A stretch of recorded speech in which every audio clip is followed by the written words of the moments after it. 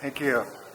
Hello, welcome back. I hope everybody enjoyed their lunch. We are continuing the hearing on the general plan update on today, July 30th.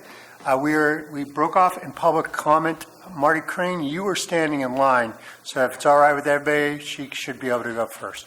Marty, you have 3 minutes.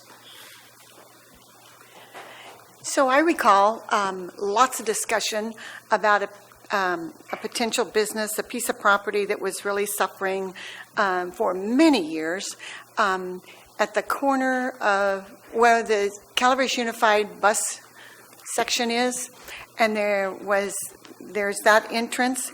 To the left, the 26 turns off and goes to the left, and then you come on up this way to San Andreas. But there's another entrance and ingress and egress just past that, which is very dangerous, going in and coming out. And between these two driveways, there is an old historic barn, and then on the other side of the first driveway, there is a big water tower. So I remember the person wanting to divide that property and put a dispensary business in there, had tried all kinds of things before, and they were all unsuccessful because of all of that. And they were told that they couldn't do that because it was a dangerous intersection. So we talked about it a lot back then, and I noticed that there's a for sale sign on the property with the barn and maybe one where the water tower is, I don't know. But I'm thinking, is this an opportunity to address that? Because I know that the woman that owns that building there has sunk a lot of money into that, trying to divide it, finally selling off a piece of it or something. But to not be able to utilize that property because of the dangerous intersection, when really, I think the solution is fairly simple, especially now that the property is for sale. If they blocked off that dangerous ingress and egress, and just create a little driveway from back where they are over to where the buses come in and out, and everybody uses the same driveway, which is far safer. Anyway, I'd like us to, I don't know if this is the right time to talk about it, but I want to make sure we don't forget about that moving forward. Thank you. Speaker, sir.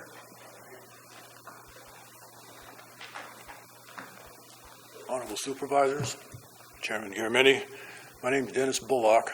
I live in Oak Ridge Subdivision in Mountain Ranch, District 2, and I have a question of the big map shows us now that I'm going to be resource production. I own 130 acres, and I bought there in 1979, 40 years ago. The subdivision was recorded as rural residential.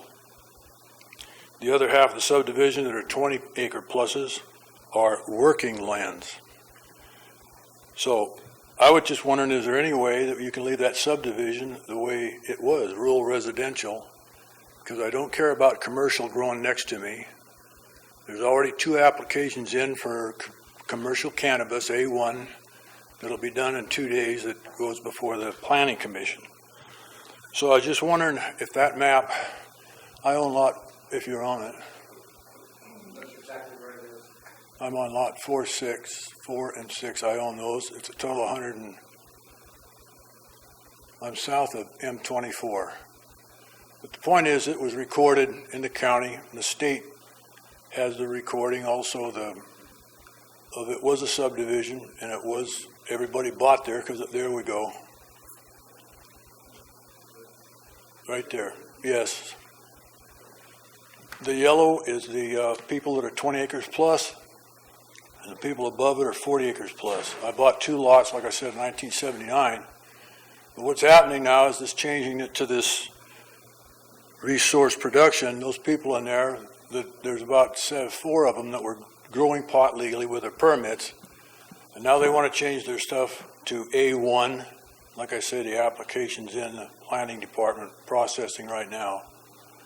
So, and there's no hiding about it. They said they want to grow commercial cannabis, and I don't particularly care about commercial anything where I live.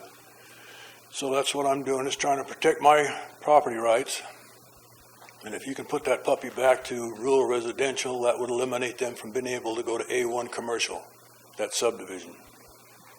Point is, we bought it, like I said, 40 years ago, because it was rural residential. I wanted big property, put a house in the middle of it. I've been retired for 10 years, and now we got this to contend with again. The last time, the general plan was to try to make all of that 5-acre parcels, and we had to contest that also. So there it is. My 3 minutes are probably up.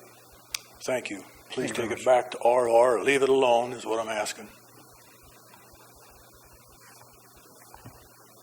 And the main thing is that somebody said in the newspaper 2 years ago, you won't allow cannabis growing in a rural residential area. Mr. Tofanelli, it's in the paper. Thank you. Thank you very much. If the folks that have specific requests, don't run out of the room. We may have questions when we get going, when we start going down the list. Thank you very much, Mr. Pollock. Good afternoon.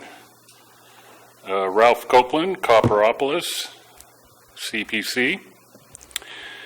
Before lunch, I became hungry because I was watching Copperopolis being carved up like a carving station. Regarding our rural lifestyle, as in moving next to an airport, moving here as a senior, you must know what you're getting into. To that, my wife and I have both had meta flights in helicopters. Don't forget, you're building the boilerplate for Calaveras County's future. Don't forget the folks who elected you. You have a responsibility to this electorate, not the promise of development. So, while you're reviewing the presentation by Mr. Maurer and his department, what you're doing is saying it's okay to include a particular sentence or paragraph or map because we can change it, in this case, 4 times a year. So when in review, err in favor of the little guy, the regular resident. We don't have the funding to propose and fight for a general plan change 4 times a year, every year in and out. Because it's going to be like a replay in sports. You're going to need conclusive evidence to overturn a decision. This is where you'll be hanging your hat, Mr. Tofanelli, that we took 23 years to create a general plan, which even makes it tougher to change the general plan as we move into the future. Basically, what I'm saying is don't forget the residents, the single families, the renters, and again, the seniors. Don't forget our voice.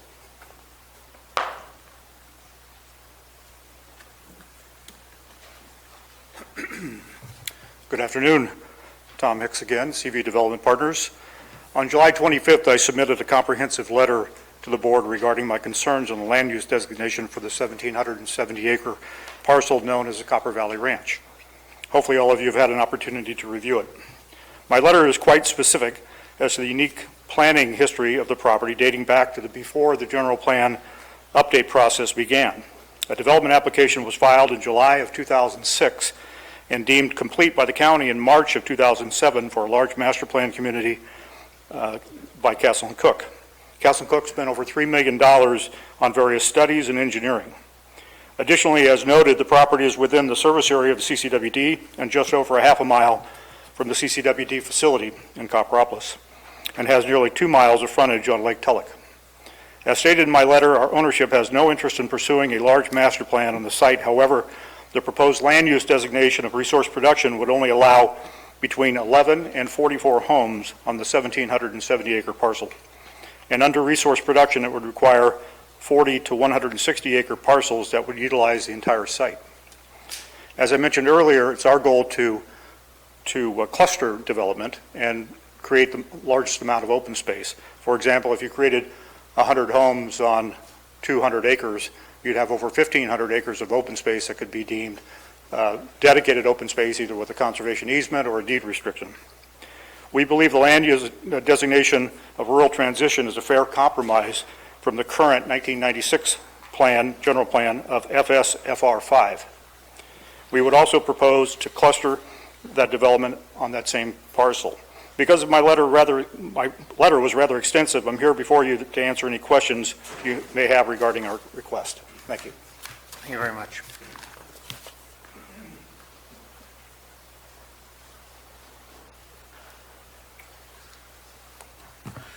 Chairman Garamendi, board members. My name is Robert Brunker. I'm representing Rancheria del Rio Stanislaus LLC and Brunker Land and Cattle LLC. On May 6th of this year, my family celebrated 79 years of ownership of our property. That is in Calaveras County and Stanislaus County. We have been operating a beef cattle grazing business the entire 79 years. When the new Tulloch Dam was completed in the late 50s, we suddenly had a very substantial amount of property that bordered the newly created lake. That's about the time my father looked at that and said, this is going to be valuable someday. I'm going to hang on to it. As we granted flow easements in consideration of future development potential, we were aware that this portion of the property had very good potential for future development. This property we have owned for 79 years has always had future single-family residential 5-acre land use designation. We have, for 79 years, had the option for development with the future family residential 5-acre land use designation. Option's a big deal. We have been paying taxes every year on property with this designation. To put a land use designation such as you're proposing on our property at this time would make our goals and intentions much harder or impossible to realize, and would set us back decades of what we've been planning. This would also devalue our property very significantly. So in summary, we do not agree or desire to have our parcels in Calaveras County land use reduced to resource production or any other lesser designation from what we currently have.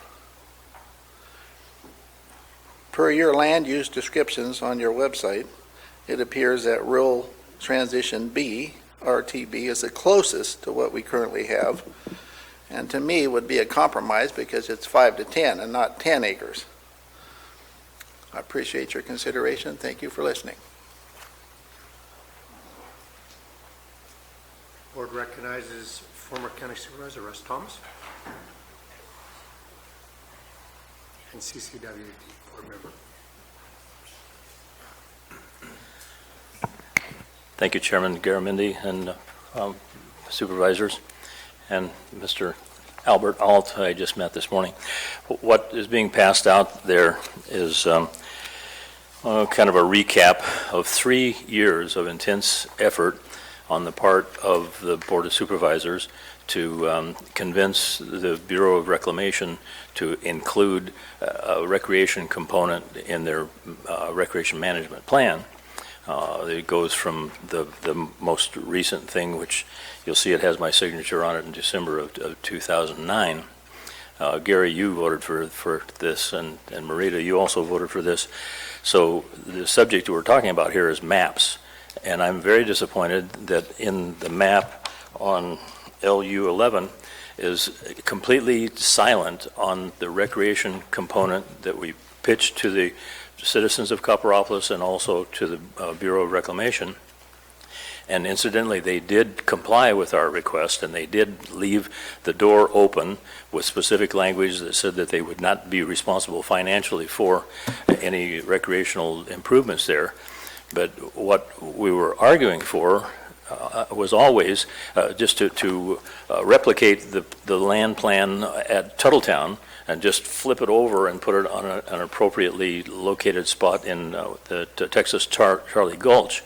And it's really remarkable that the Texas Charlie Gulch is 3.5 miles from Burns Ferry Road, and the Tuttletown launch facility is also 3.5 miles from Highway 49. So the proximity is equal, and we never intended for this to be an overnight camping area with a full-blown marina and everything. We just thought that it would be very appropriate for Copperopolis to have access to New Melones instead of continuing year by year by year to further impact Lake Tulloch. I can tell you, I've got a very nice boat parked in my parking lot at my house. that I don't put on Lake Tulloch because it's far too crowded on the weekend. I would, however, take it to New Melones if I could take it 3.5 miles and get it into the water. This, to me, has always represented a very like low-hanging fruit for Calaveras County to take advantage of that wonderful 12,000-acre surface area reservoir. The Bureau of Reclamation promised that there would be 3 million visitors to that facility that they were building, and we proved through the research that there had never been more than 800,000 people that had attended. So my specific request is do not overlook this opportunity. Change the map and change the language, please. Thank you very much, Russ. Next speaker, see Mr. Cox.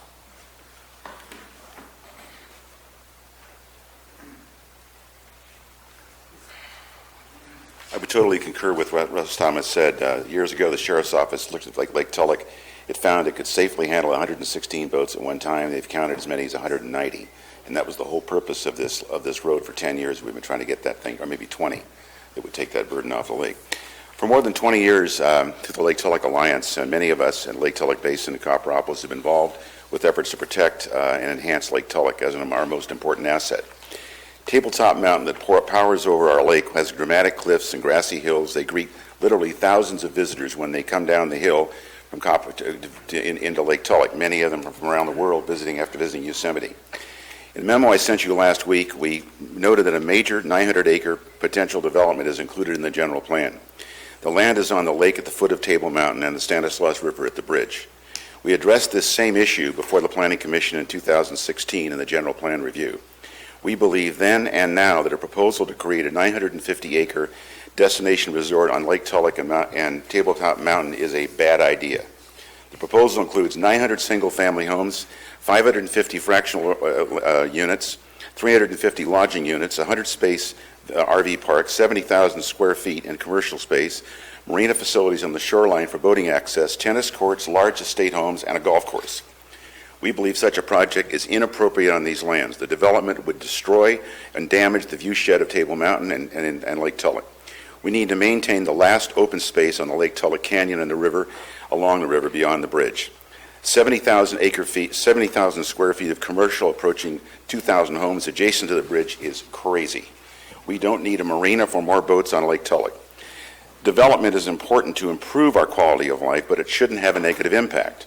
It's critical to protect Table Mountain and Lake Tulloch. I agree with Mr. Maurer. Does the development, is it appropriate? We have adequate land in the more than 23,000 acres in Copperopolis that is much more suitable to development with adequate water, sewer, roadways, etc. We're not anti-growth, but pro-growth. If growth is done in the right way, and this isn't the right way.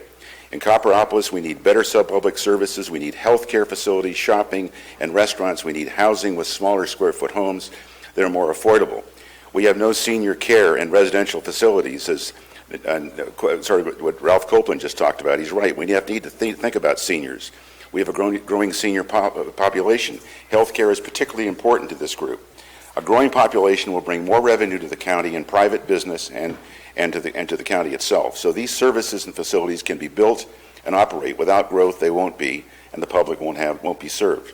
We request that you change the land designation on this parcel and support a balanced general plan. I know everybody else is arguing against it, but in this case, it's a bad idea to try to develop this pristine land into some kind of a vacation resort. Thank you. Thank you. Seeing no, Al.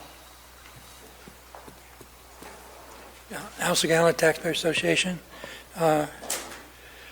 We agree with Russ Thomas that that would be just a blessing, not only for the county, but for the Copperopolis area to have that westerly boat launch on New Melones.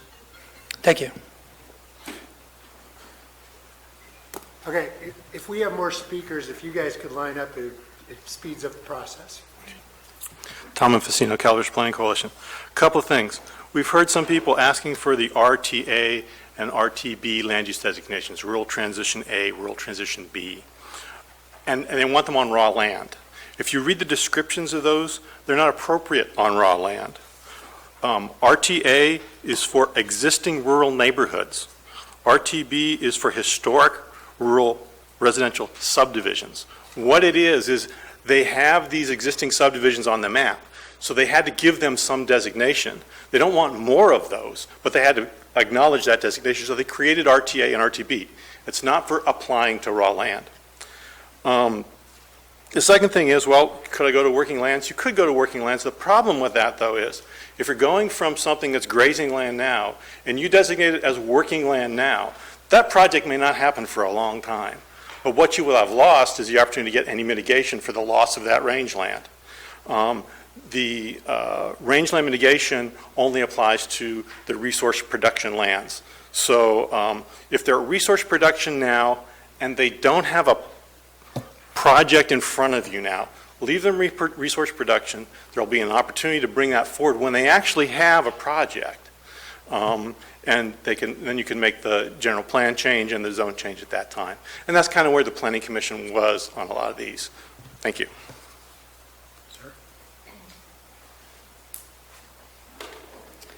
Good afternoon. Ron Kopf, speaking on the Sanguinetti parcel that was just mentioned. This 913-acre portion of the Sanguinetti Ranch is well located to provide one of the best infill destination resort locations in the county. Specific reasons for requesting that the general plan land use designation be left as proposed in your current proposed general plan, as opposed to the previous general plan that allowed 3,722 homes when you looked at the different designations. This is a mixed-use project that's substantially less in density. The property has frontage and direct access from Burns Ferry Road and very desirable frontage on Lake Tulloch and the Stanislaus River. Approximately 2.4 miles of the 913 fronts on Burns Ferry Road, which is a main circulation corridor through the county. In addition to good road access, this property has access to water and sewer. CCWD has adequate water rights and commitments. The proposed uses for housing and densities are compatible with the adjacent Poker Flat neighborhood to the west. The resort and recreation components will enhance tourism and provide economic development and job creation. The Calaveras County General Plan approved in 1996 designates the land for development. Some portions of the site adjacent to Burns Ferry Road are designated for community center, residential center, and the balance of the site is designated for future single-family residential. The 913 acres has never been in the Williamson Act, nor has this land ever been not slated for development. The conceptual mixed-use resort plan will still require a great deal of additional study and approvals as part of the future EIR and entitlement process. If the general plan removes or downgrades the proposed specific plan land use designation, the 913 acres of the ranch, it will have a very detrimental effect on the time and effort needed to undertake any future planning. Mixed-use resort communities generate less traffic than the county standard of 10 car trips per day because of the proposed on-site amenities and uses provide opportunities for guests and residents to walk to various uses and spend more time on the property. The location of this ranch also provides outstanding views, natural features, and amenities that are incorporated in the open space. So please retain it in your specific plan as it's designated. Thank you. Thank you. Shrinky? Vicki Reinke. I just have kind of a question to get clarified when you get a chance. And it seems like the people asking for these designation changes on their properties are properties that they were hoping to develop, and now you're putting it into resource development. I've read a little bit about the resource development, and the comment that was made, well, you just change it down the road. What does that mean? Because what I'm reading, from what I can see, there's so many hoops that someone has to go through to change it back to something you can develop that it would be cost prohibitive, but I would like that answered. Thank you. Is there any further public comment? Seeing none, I'll bring it back to the board. Mr. Maurer, do you have any rebuttal before we dig into each of these items? Not rebuttal, but comment?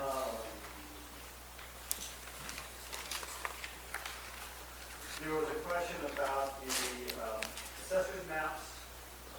We utilized the most recent version of the GIS layer that shows the assessment map. There's a lag time between a recording of a parcel map or... Sorry about that. So the assessor's maps are changed as maps, parcel maps or subdivision maps are recorded, or lot line adjustments, those kinds of things. There is a lag time between the recording of those maps or deed and when the GIS team gets that information to update the layers. They are updated as soon as we have that information, and then that's reflected on our GIS layer. So if there is a situation where there was a recent merger of two parcels to one, that will ultimately show up, but we don't have it now because the assessor's office hasn't relayed that information to our GIS team yet. The other question had to do with Mr. Bullock, and maybe when we get into that discussion, we can I can provide some more detail at that point in time. Thank you. So, fellow board members, I think I count 7 different items to take on. And I think I'm going to, if it's with everybody's consent, we'll just go in order that we heard them. Does that work out all right? By all means, Ms. Kelly. Mr. Mauer, something that came up on public comment, that if we change the land use designation from, let's say, future single-family, whatever it is now, to resource, that reduces their taxes? I didn't. I think you were how does that referring apply? to the comment by Mr. Brunker that they had been paying taxes based on the land use designation. The assessment is based on the actual use of the land today and not necessarily the land use designation. Okay. So while it is probably true that having a resource production designation makes it more difficult in the future to develop that land, there are measures included in the resource production element that require mitigation for the loss of productive resource production land. There's no tax change until there's actually development that occurs on that property. So it wouldn't matter what the land use designation is as it relates to taxes? That's correct. Thank you. Okay, so we've got 7 items. We'll just go in order. I think the first one that was brought up was from the Hurd property, and it was requesting a change from industrial to resource production. There's 900 acres up of Calvary's, purple section, right dead center. Which lots are we talking about, Peter? All of that in the dark blue or purple shows up a little differently on the screen.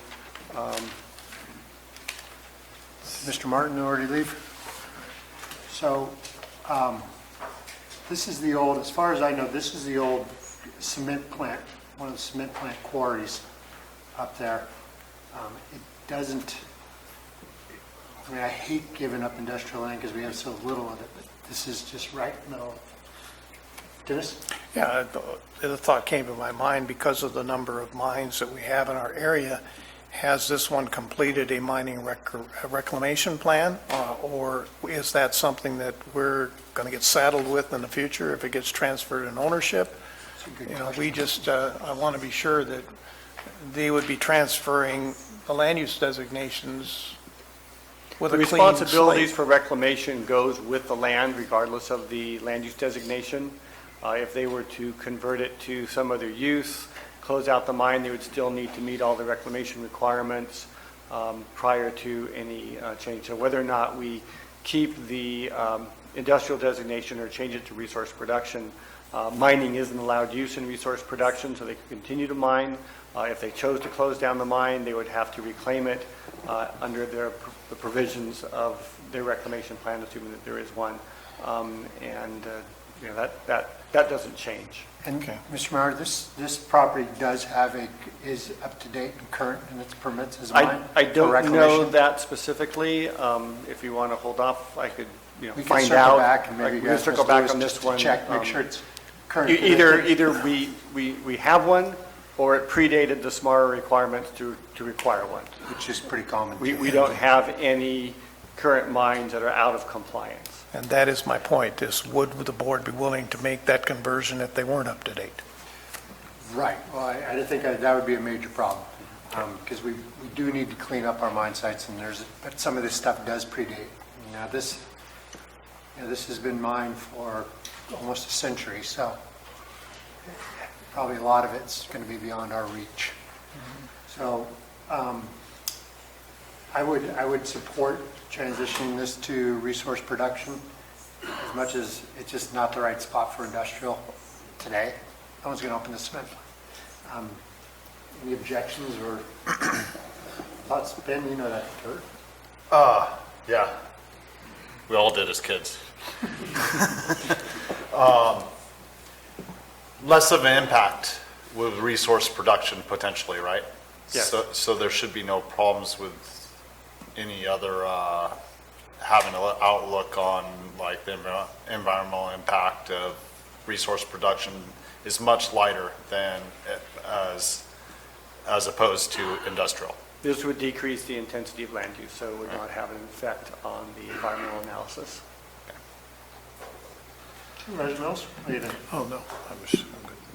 So, are there two other people that want to back me on changing this? I'll support you.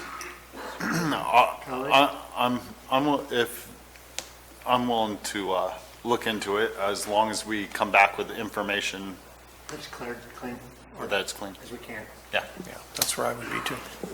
I would support you. So, Mr. Mauer, as long as things are up to date and current there, I think the board supports that transition. Next item is the Brunker family. This is in Supervisor Mills' district. It was wanted to go from, change it, keep it at RR instead of resource production. So, Supervisor Mills, you want to? Well, I was asking the question of what was its zoning, and I found the 1996 map shows it as FSR 5. If we were to, I believe part of this is part of the original Spanish land grant. Yes. So although there would be some circulation issues, there would not be water issues or sewer issues on this property. And I would be very concerned about moving this into a resource production and in essence creating a down zoning, which could be considered a taking. And I would be in favor of leaving it as is. Is there other support for leaving it as a residential role, what is the current zoning, Mr. Martin? The Real residential? The current zoning is A1, general agriculture. The current land use designation under the 96 plan is future single-family residential 5-acre minimum. So you're proposing to keep it single? That would be the rural transition B designation, which would be comparable to that FSR 5. Thank you, that's correct. Anybody want to support that change, or do you want to keep it the way it is? I think we need to continue the discussion. There may be a circulation issue with this property that may need to get discussed, that we may want to talk with the Brunkers about, and what their proposed ideas are on how to be able to deal with that in the future. I know one of the considerations, and I know the board hasn't really heard too much about this, but is to possibly look at, is there a way to solve the single access issue at South Shore Lake Tulloch off of Tulloch Dam Road that they're having for fire and emergency access, and at the same time possibly solve some of our circulation issues by creating a bridge down there, which would be a much cheaper bridge to do than the O'Burns Ferry Bridge as it currently sits. Many of these properties, like there's one coming up, the O'Burns Ferry Bridge and the amount of traffic flow that's currently on O'Burns Ferry would be impacted, and I think it would also affect the level of service on that O'Burns Ferry Road as well. So, if there's a way for them to work out the circulation issue, if they move towards that, that's fine. But there isn't anything else that, this is the area of Calaveras County that has the most potential for future growth. And I want to be sure that we don't close the door to the opportunities that are available to us down there. in essence, and allow some kind of growth and planning for the future. And this would be the area to plan for the future, considering that it is on the lake. It has lakefront property. That cost per foot on lakefront property versus cost per foot on ag property is quite different. So if this wasn't right on the lake, it probably wouldn't have the same impact. Supervisor Toffenelli, weigh in on this?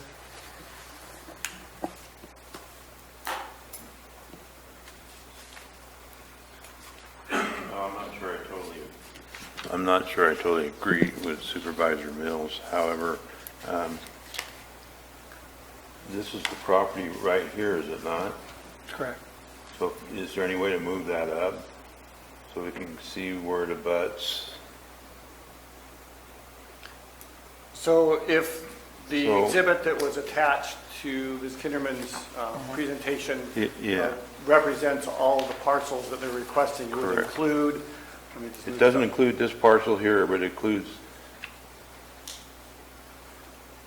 where it abuts the Everything river from and here. this point here, that parcel, this one here, which actually the density has been transferred off of this to accommodate the density of this project, as well as this funny little piece in here. I believe that's the property they're requesting for, to make this change. Is this not part of the canyon right through here? No. No? This is Canyon's River further Canyon. down. I would support Supervisor Mills, it's his district. Mr. Mayor, if I might ask a question. So if the Brunker family decided to develop this, they would go and they would bring you a plan, go through all the steps. As part of that plan, if this wasn't zoned the way they wanted it now, it would just be another step that would go in the package as far as the general plan amendment, correct? It just doesn't, keeping it as resource production doesn't preclude it, it just is going to put another step in the path, correct? That's correct. So it's not so if we kept it a resource production, it's not a never, it's a not now, or not today, might be tomorrow. That would be depending on one what way you bring to, forward. that'd be one way to put it, yes. It's a big piece of dirt. Supervisor Callaway? I support leaving it in resource production, and that when there is a project, they bring it forth. I think as Supervisor Garamendi pointed out, they can submit an application and decide how they want to do it. As Mr. Mills said, there is a lot of growth potential down there, but there's also a lot of parcels that have been approved that have not been built on. Going back to the population growth in this county, it's been reduced to 0.07. And, it isn't there. I mean, I strongly believe that's their property. They do have a right to decide how they want to use it. And how they want to use it will be their application when they come in and say, this is what we propose for the land. And until then, I think it should be in resource production. And I don't believe it prevents them from any future development. Supervisor Callaway's not going to let me off the hook without giving my opinion on things. I agree with Supervisor Callaway. It's not a never, but I mean, this is a big piece of property. We've got a lot of resources to move things down there. When there's a real plan for that, I'm willing to listen to it. But until then, I'll keep it as it's designated by Planning Commission.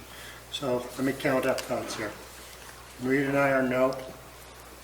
Dennis, you are a yes. Ben, you are a...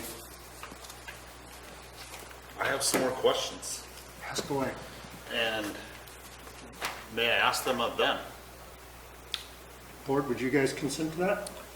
He needs to make his decision. Come on up. Mr. Brunker? Ms. Kitterman? Sorry.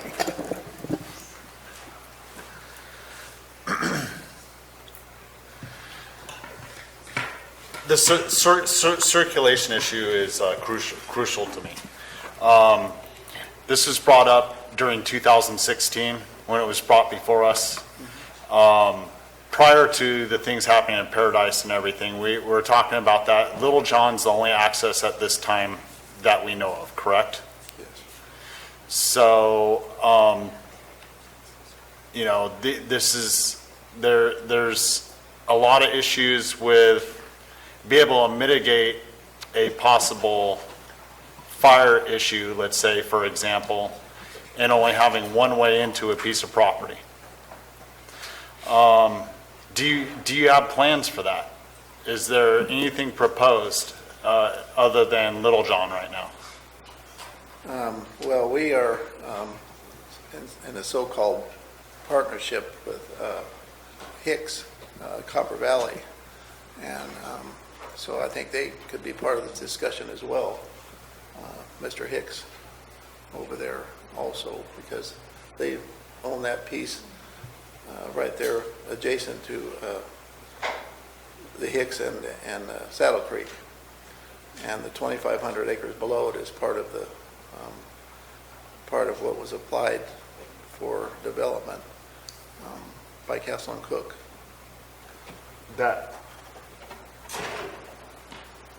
Does that go into the Conservancy area? No, that was the Oak Canyon Ranch project, which is further to the north. Right. This was the property here that was a part of the application that was filed back in 2006, I think you said, for the Copper Valley Ranch project. The Oak Canyon Ranch project is, or property is this area up in here. Right, so that only leaves Little John as our route, whether you go through Saddle Creek or not. Yeah, it seems like Saddle Creek is an option.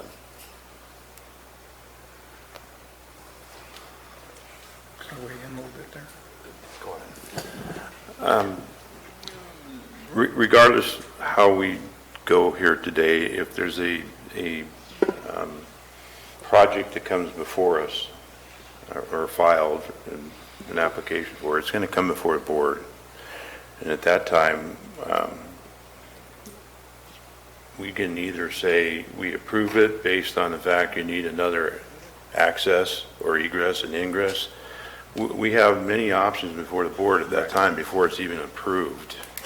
The situation here is, and I have to agree a little bit with Mr. Mills, in our vision that we stated earlier about property rights and trying to maintain them. This could be a take, and when I saw this in what we were trying to do in this and a couple of the other ones, it basically, after all these years of being designated something and now taking that away and putting another step in place that could cost a lot more money in order to get his land developed to which he has a vision or his family has a vision of, it's not preserving or protecting property rights of an individual, it's a take. And again, any proposal that's being filed for an application for a project will come before this board and the Planning Commission. And at that time, we can demand that they have a secondary access. Right. Understood. Can I add something into that? It has to do with Moccasin below Moccasin on Little John is the problem. That's a 25-mile-an-hour zone. It's very narrow between the houses in there. And I know that the several projects have looked at an option of getting that secondary access to enter Little John more to the north of that location and get it on the 45-mile-an-hour area going north.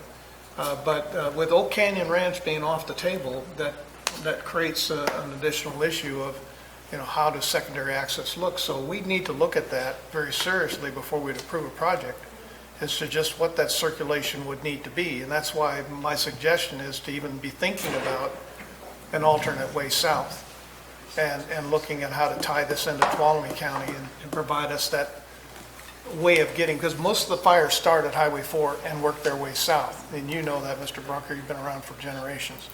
So how do we get an evacuation out of that area, pushing them through a fire zone? It doesn't happen. So I would say the circulation piece, if that's the only piece that's keeping people out of that decision, that can be worked out. It's just a matter of what is it going to look like and what is it going to cost to make it work. But it has to be a secondary access. That's critical. Is there a time frame within which you would want us to meet with staff to discuss this issue? Is there a specific format you would like it to take? Ma'am, I'm looking more as a vision for the future of this particular area. All right. And where's the growth in Calaveras County going to be most likely happen, and where would we like it to push to or focus to? This is one parcel, because of its lake access, because of its river access, that has those kind of options on the table. There aren't a whole lot of other places in Calaveras County that you can put a dock on a lake. Understood. And that by itself has to have some value, and I have to recognize that value. We appreciate that. Thank you. If I could hang on just one second, county council would like to make a statement, and then council, outside council as well.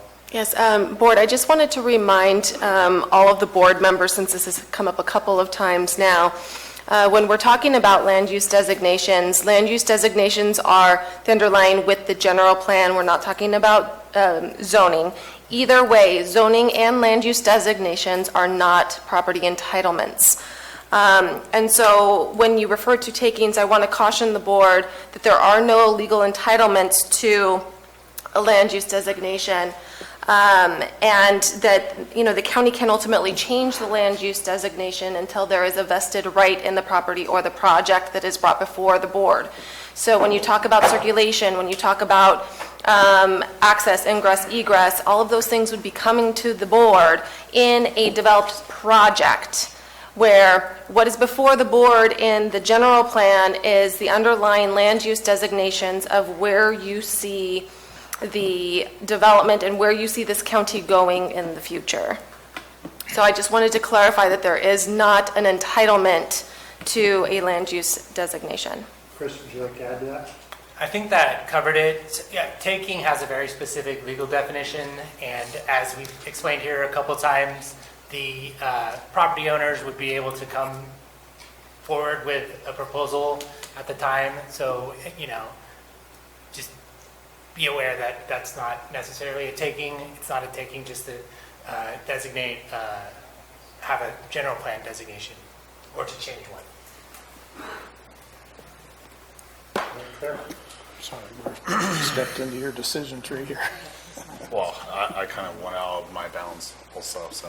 All right. So if you have further questions, Mr. Stopper? I'm all for land use rights, but there is still a clear path forward to development of the property. And I would be one to keep it resource production right now. And you have the opportunity to move forward through the path, through the planning department, and put in an application for development later and a zoning amendment. So I would go with the RP designation. All right. 3-2, it stays the way it's Next item was an item brought forward by Mr. Murphy. Resource production, we'd like to keep it in resource and rural residential. Chair, I think this is a kind of a split situation here. I'm not familiar with this. Well, I'm not sure I received that. But if you think of Diamond 20, Sorry, Steve. think of Diamond 20, and I can show you on a map here of the 96, but there are certain 20s and 40s. Can't see that. So. We're, I think right there. Okay, so just to the west of that, thank you, which is these parcels right in here. These are all 20s and 40s, and as you see, there's a pond, there's a pond, there's a pond, there's a pond. There's ponds all over the place in here. So I'm sure that he would be able to find sufficient water if he really needed to, more so than the Diamond 20 subdivision. But when you get beyond that, and what I'm talking about is when you get over into here, in this zone, this is really not developable. It's grazing land. It's truly been grazing land all along, and there's limited water except for the reservoir right here, which is part of the Rock Creek So, if we're talking about them just keeping this area right here in that initial, and moving all of this to RP, I would be in favor of doing that. Thank you, Gary. So the question before us is, do we want to keep it in RP as put forward by the Planning Commission, or is there an interest in adjusting some of these lots? Yeah, with the exception of those lots that in the 96 map were already designated. Let's see where everybody is. Peter, do you want to weigh in? There are two questions going on at the same time. Sorry, Maria. Mr. Mayor, Mr. Murphy talked that he has 27 lots that have already been designated at 5 acres. Is that recorded? I think he was referring to, let me pull up the prior general plan map. You can see what was there before.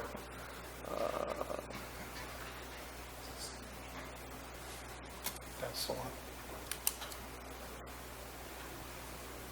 And so this will show it really well. So this is the current 1996 general plan land use designation. The yellow is the future single-family residential. Because would need to be on well and septic, it would be 5-acre minimum parcel size based on that designation. This blocks out the parcel boundaries, so it's pretty much this area in here. That was the future single-family residential. I think the 27 parcels are, and I don't know the exact number but it's these parcels in here, and I think it goes all the way up into this area here. I don't know the exact parcels that he has, but I'm pretty sure that's it. So again, there is what's proposed. That's the existing, and the current zoning of that property is A1, I believe. I need to zoom in order for the zoning layer to pop up. So yes, it's A1. That's a good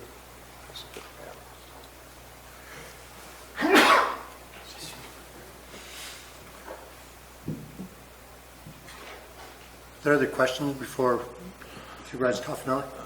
Yeah, I do have a question. Mr. Murphy talked about infrastructure there. Are you aware of any infrastructure he was talking about? If there is infrastructure there,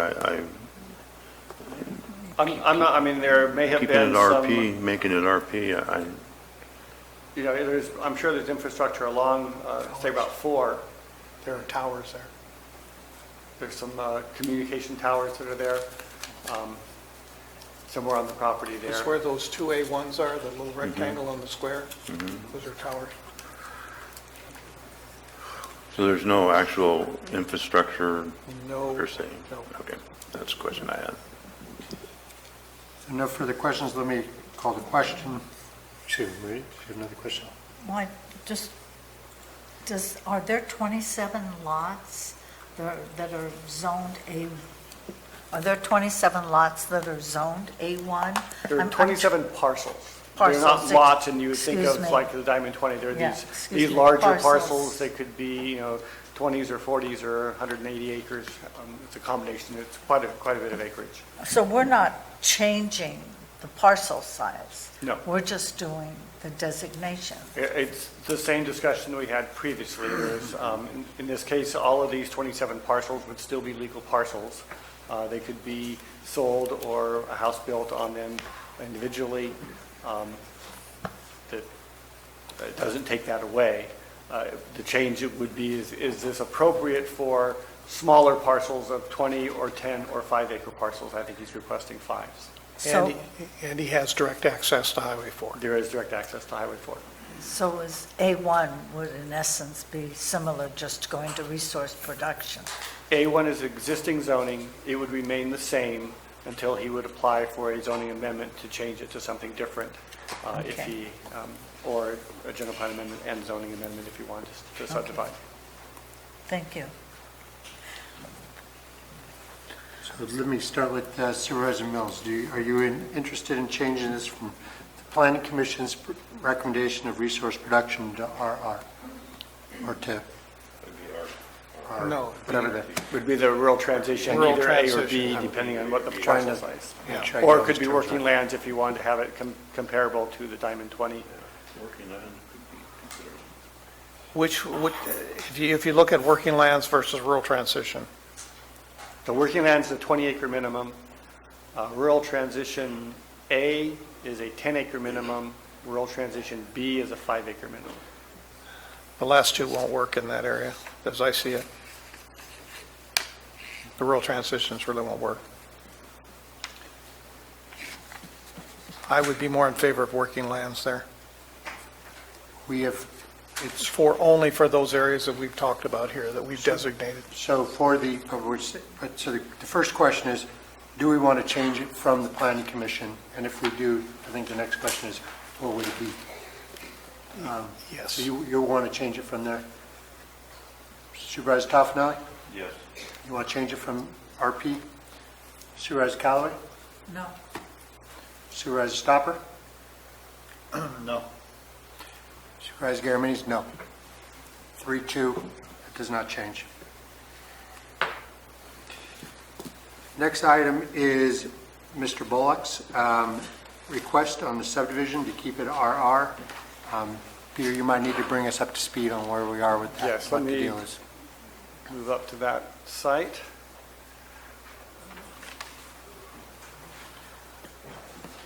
Mr. Bullock, we're going to have our discussion. If there are any questions, thank you for sticking around so we can ask you directly. Thank you. Peter? So the RR is the zoning, RR 40, and that would not Could change. you put the Donald where we're at? I think we're talking, is this, are these parcels here? Those are 40 plus, and down below in the yellow, that's part of the subdivision also.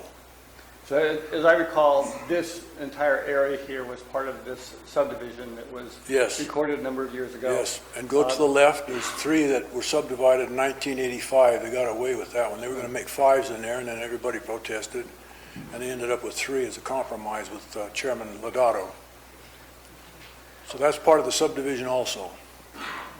Peter, can you outline what's So the subdivision originally was this, Yes, down now, down, across and this, straight up. Yes, and sir. then up And to here. across. There was a total of 17 acres, or 17 lots originally, and then that lot 1 with the 3 on it, now they got 3 on that. So, and it was all zoned rural residential. And like I say, in 1979, I got these white papers and the original maps. And I just think that it's wrong that all of a sudden, boom. And I've already got letter about the gal on lot 1, that's 2 lots down from me. She's got her application in, and it's going to be, she's at the planning department right now. Mr. Bach? And a person next to Mr. her. Bach, we're not going to speculate on what anybody else is planning on doing. We all know there's plenty of cannabis up there. I would like to know from the planning director what the immediate impact would be and what's being planned here. So this, you can see there's 3 different land use designations. There's the... That also is subdivision. That's part of the subdivision. That is the rural transition. That was because those parcels are less than 20 acres already. These greeny yellow color is, they're primarily 20-acre parcels. Yes, sir. And The one so- in the middle is 40 plus. Excuse me. Really, if you could hold your comments while we listen to... Oh, I'm sorry. I thought he was asking me. No, I'm no, just sir. He's explaining reporting to to the us. I'm sorry. I'll shut up. So this area here is primarily 20-acre parcels plus the 40 there in the middle, and then these are all 40 or more. And so the land use map reflects those existing parcel sizes. The RR zone is a consistent zone within each of those land use designations, and there would be no reason for us to change the zoning unless a property owner asked for it, as we have a couple applications that are pending, and that will be going through the normal hearing process to determine if that is an appropriate change or not. And so the change in the land use designation from the future single-family residential would not change the zoning. In fact, this more closely reflects what I think that the property owners want out there with the 40, 20, or in this case, an RR 18 acre minimum parcel size. And so I think that these land use designations more closely reflect what's out there and would support keeping it the way it is. So that would remain a rural residential zone. Rural residential is a compatible zone with that, all of those land use designations. And of course, there's a process through the planning commission to go and rezone your property. Yes. Which is outside of this process that we're currently in. But the fact that we do have applications pending for ag zoning doesn't necessarily, this does not change that, the likelihood that that may or may not be approved. So this would not be, there's no impact on that Right. specific hearing. Do you understand what he was talking about? No, I was just, no. Your concern is primarily about cannabis and the change in zoning that would happen should we do this. What Mr. Mauer is saying is that following whatever we do here, this will remain rural residential. So that doesn't change. People can still have the right to apply to rezone their property, but we're not rezoning this property at this time. So that subdivision will be RR, rural residential? Is that correct? That's correct, yes. The whole subdivision? The whole subdivision is zoned RR and would stay the same. I just want to double check something here, though. First production. It may be more appropriate to identify it as working lands because looking at table LU2 in the land use shows that the resource production land use designation is really most appropriate for those active resource production type zones. A1, general forest, ag preserve, that's what that's really intended for. So in this case, it may be more appropriate if the desire of the property owners to keep that in more of a rural residential is to change it to working lands, which with RR would be compatible with that. Correct. The earlier statement I said that this could potentially mean that we would have to go back and rezone it to an ag zone, at least this area here that's the resource production. The working lands, that's the rural residential zoning is compatible with that. Working lands is more compatible with this subdivision, is what you're saying? 20 Yes. to 40s. 20 to 40 acres. Yes. Yeah, that would fit that closer. But it would still remain, yes, sir. Working lands, they can also still turn it into agricultural to grow cannabis, correct? If it was rural residential, they can't take it back. They Well, can't. again, rural residential is a zoning, it's not a land use designation as far as this issue is concerned, especially at this parcel size. Anyone can apply for a zoning amendment at any time. It doesn't mean it's automatically going to be approved. We'd have to look at the specifics of that site, and the county has approved some and denied some. So it's outside what we're doing right here, right now. We're not changing your zoning at this time. So we could designate it working lands, and it would, people still have their right to go and appeal to make a zoning change, no matter what. You go, and I mean, Why don't we just call it rural residential the way it was? well, that's a zoning versus a land use designation, different terms. Peter, am I correct? That's correct. The zoning would stay the same unless actually, if we did keep it in resource production, we would have to change it to a compatible zone. If we change it to working lands, the rural residential 40-acre minimum parcel size would be consistent with that. There'd be no reason to change it. And it could allow for someone to apply for a change in the future. Doesn't mean that the county would necessarily approve it. Yes, I'll start. I would support working lands. It's your district. I would support you working lands. That's what you want. I think that would allow a public process. If somebody wants to change their designation, they can in a public way. And we could have that discussion when we get there. Supervisor Stopper? Yes. Supervisor Mills? Working lands. Yes. Here you go, working lands. Get up there and work those lands. He can still go A1. Okay, thank you. Next item was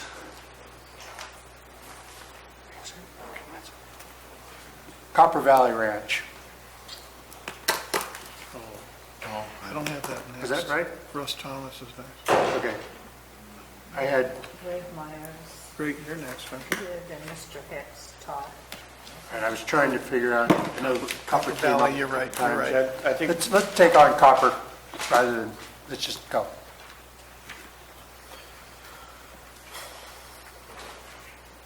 so. This is the intervening piece between the Brunker property and the Tuscany project that is an approved tentative map. It's this property in here.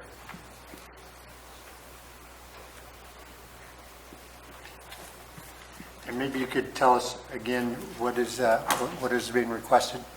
I think they are requesting 5-acre minimum parcel size, the rural transition B.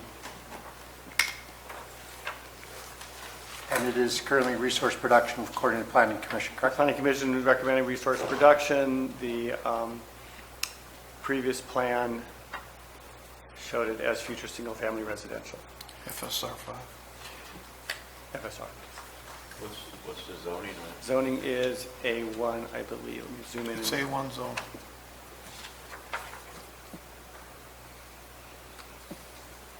Yes, A1.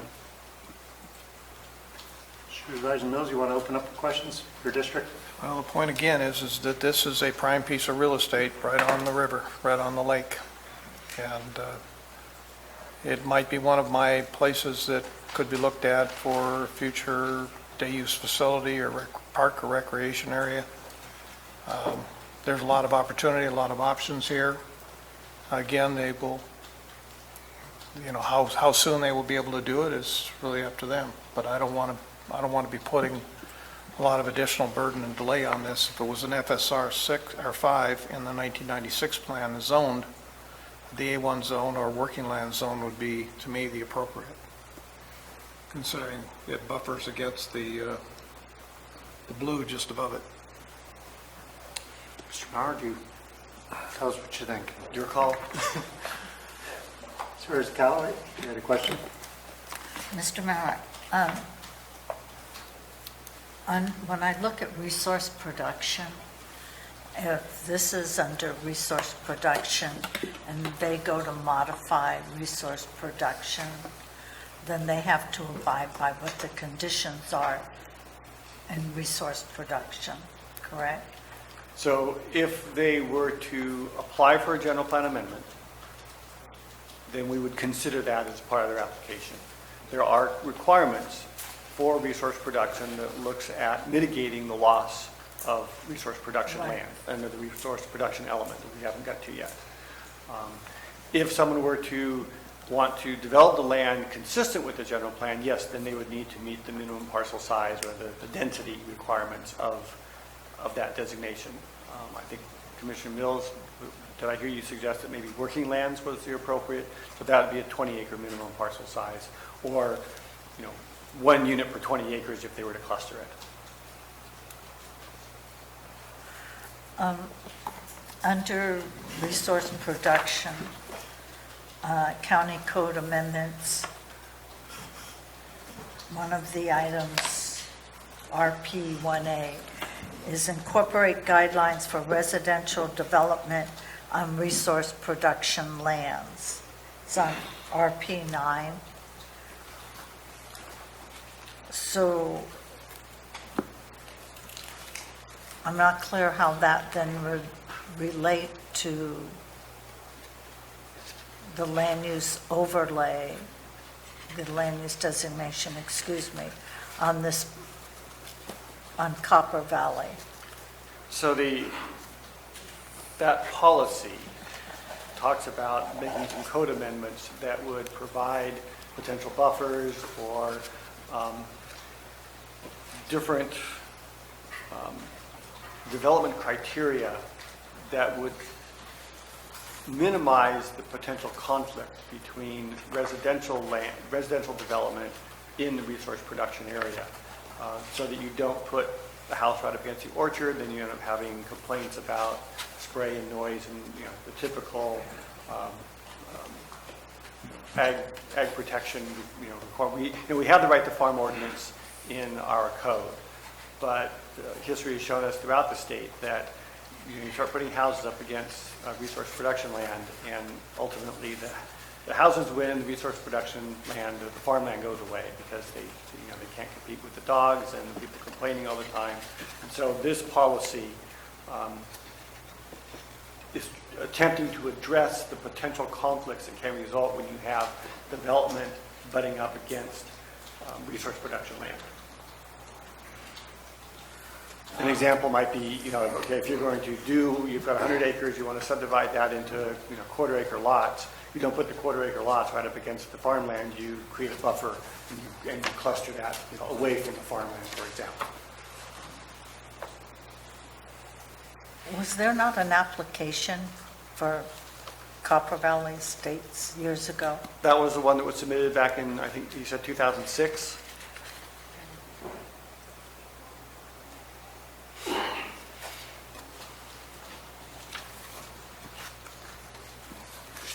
So was there any proposals on this project, on this parcels now?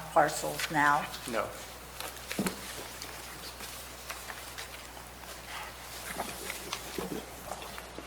Thank you. Is there marshland on this property?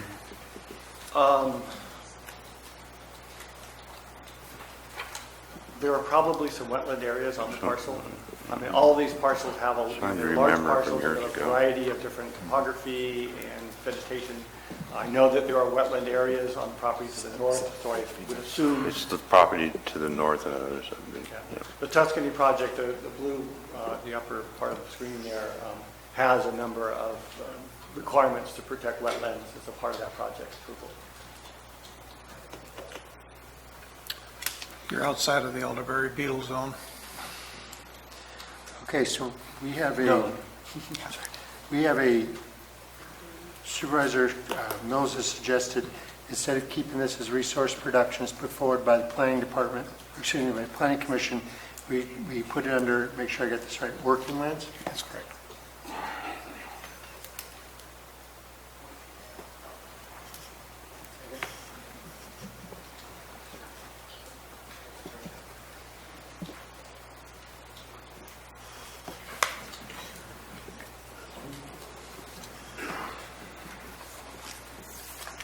Mr. Chair? I'm sorry. Can we take a 5-minute break? Yes, we can. Take a 5-minute break. Thank you.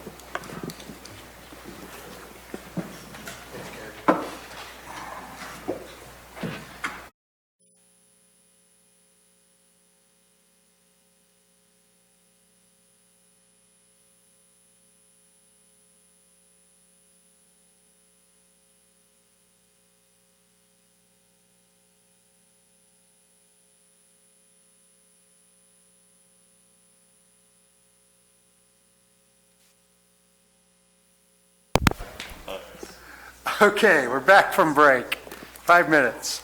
We are discussing Copper Valley Ranch. Supervisor Mills has a proposal to change it from the resource production as put forward by the Planning Commission to working lands designation. Got that right? Chair, there's an additional point to this, and I refer to RP1F on page RP10. Mitigation for resource production land conversions shall include the minimum following alternatives: acquisition of a conservation easement located within Calaveras County at a 1-to-1 ratio, purchase of banked mitigation credits for use by a land banking operation, payment into a fund to restore, enhance, and improve resource production designated land, and other mitigations developed or approved by the county. Does that sound onerous to you? I'm just explaining to you, the board, why I think very strongly about this one. Very well. Let me go ahead and poll the board for Supervisor Mills' proposal to change it from Planning Commission. Supervisor Callaway? No. No. No change. Supervisor Mills, yes change. Sorry. Assume next. That's correct. Thank you. Supervisor Stopper?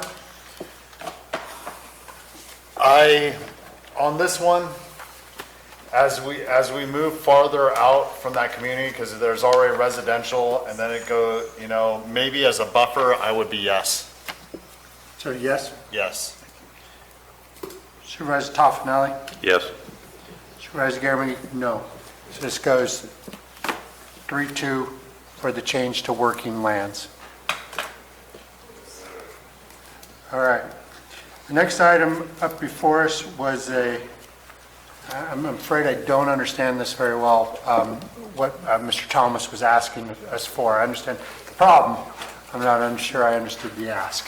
So I don't know, Chair, I don't know if the property, if we decide we're going to move this area and land use into a different use, whether the property owners, are they aware of it? And maybe we need to ask those questions first before we. Was this brought up in the Planning Commission? 2016. There was discussion back in the 2016 timeframe about, other lands and particularly where a potential road would come through to access Malonis to Oberon's Ferry. There was no recent discussion on that with the Planning Commission. Mr. Stopper, you were on the commission. I recall the Murphys were here. Potentially, they may want to develop their property. They're willing to go through the process in the future if they want to. I believe it was the Murphys' last name? Morrissey. That's right.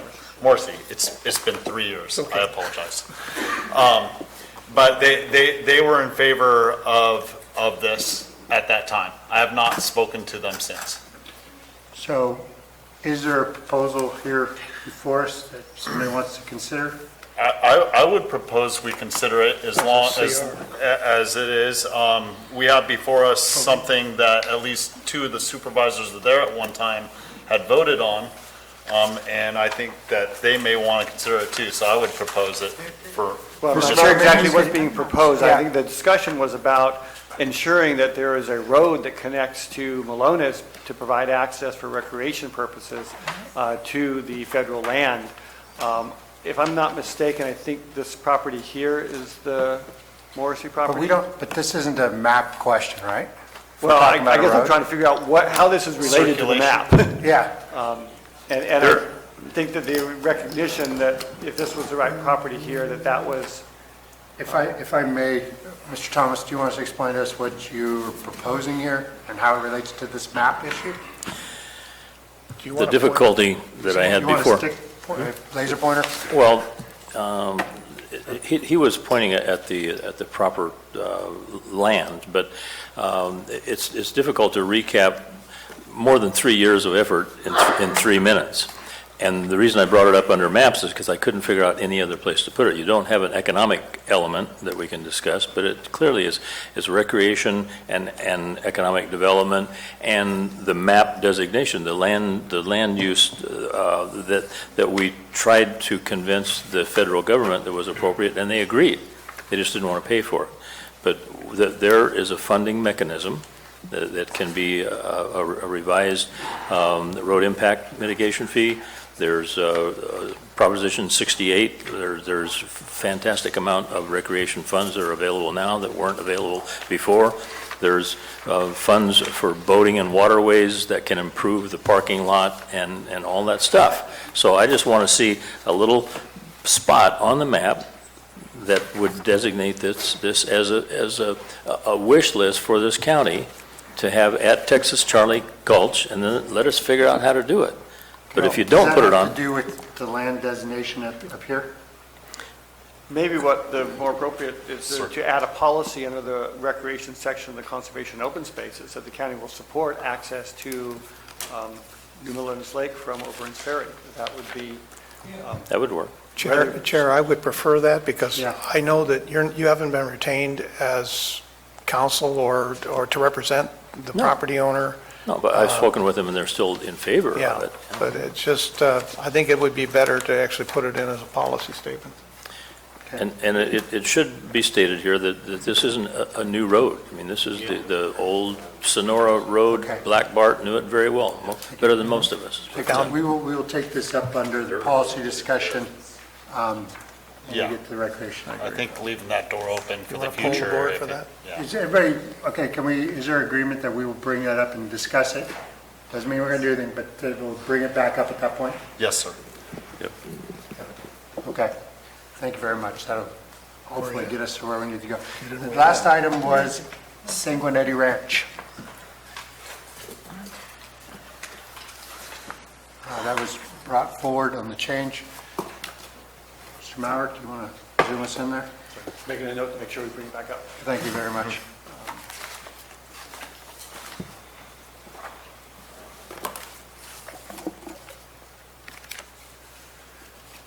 So this is the Sanguinetti Ranch, the future specific plan designation here. As was pointed out, there's several hundred potential lots that would be allowable under the plan with recreation facilities, commercial square footage, et cetera. And this is tied to that policy LU 1.6 and 1.7. And public has spoken both in favor and opposed to this. So the question that's posed before us was to, maybe somebody articulate what the question is on this? Well, the question was, I know one individual indicated that he thought this was a bad idea to have this designation here, and others have said this is a good idea. The question is, does it remain like this as a specific plan? Or do we change it to Or something do we else? change it to something else? Supervisor Mills, your district, you want to comment first? Well, how much paperwork has been turned in on this project? Paperwork, as in formal application, none. We have some preliminary ideas, some sketches of plans, but there's no application pending. Much like other properties that we've just discussed that didn't have anything pending either. Right. And we turned them into resource production. I'm concerned about service levels on that road. It's to 4,000 cars a day, the bridge, the inadequacy of the bridge, the view shed. There are some concerns here. Whether those could be addressed in the planning stages is another question. This is outside the existing boundary of the two efforts at a community plan, as you well know. So I look up the 96 plan and I'm seeing all of that area around there as being FSR 5. It's quite amazing how much of that property was FSR 5. But the other part too is in talking with Tridam is whether or not under their current shoreline management plan, whether they would even consider a marina. And I can tell you right now, their answer is absolutely not. So there would be a discussion and a fight, I'm sure, as to whether or not a marina above the bridge would even be something they would consider with all of the other barriers or pressures around that lake. I'm going to let the other guys talk and see where they want to go with this, because I think we're flipping from what we had done just previously in this last decisions and creating something totally different. Supervisor Callaway? No? Is this not the same thing that we talked about years ago, about a marina and being above the bridge where the rehab center or whatever it is now is? I'm not familiar with what was talked about years ago. This is, the property fronts O'Byrne's Ferry Road, I believe it hits the lake frontage just below the bridge, as well as a portion of it above the, as you can see, here and here, there is lake frontage. I think there's a little bit of lake frontage down here as well. So this is in some ways very similar to what we've just discussed as far as some future development.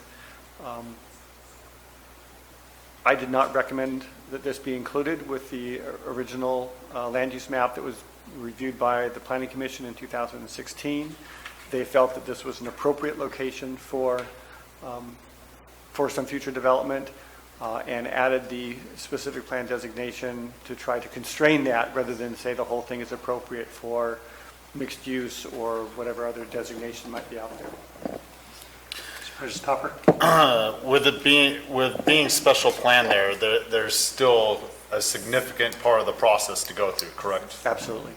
So at this time, it's just specific in the sense that there's been no final resolution on what that could be. Only thoughts and a couple of sketches on a napkin. That's correct. A little more detailed than a napkin, but not much. So this could go either way in the future. It would come before the board. Yes. Does anybody have a proposal on how they want to deal with this, or if they want to deal with this? Do we want to keep it as the Planning Commission put forward, or do we want to change it? Again, it's lake riverfront property to some degree, but it is a view shed, and I noticed somebody sent us a picture, gave us pictures of what that view shed is. I'm just very concerned if we push this into that kind of a situation that it puts them in a different position than we have discussed in our previous decisions.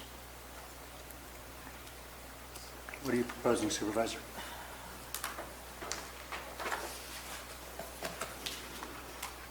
I have a question. I'm a bit confused. Is this one of the specific plans that the Planning Commission, they wanted it as a specific plan under LU 1.6? Yes.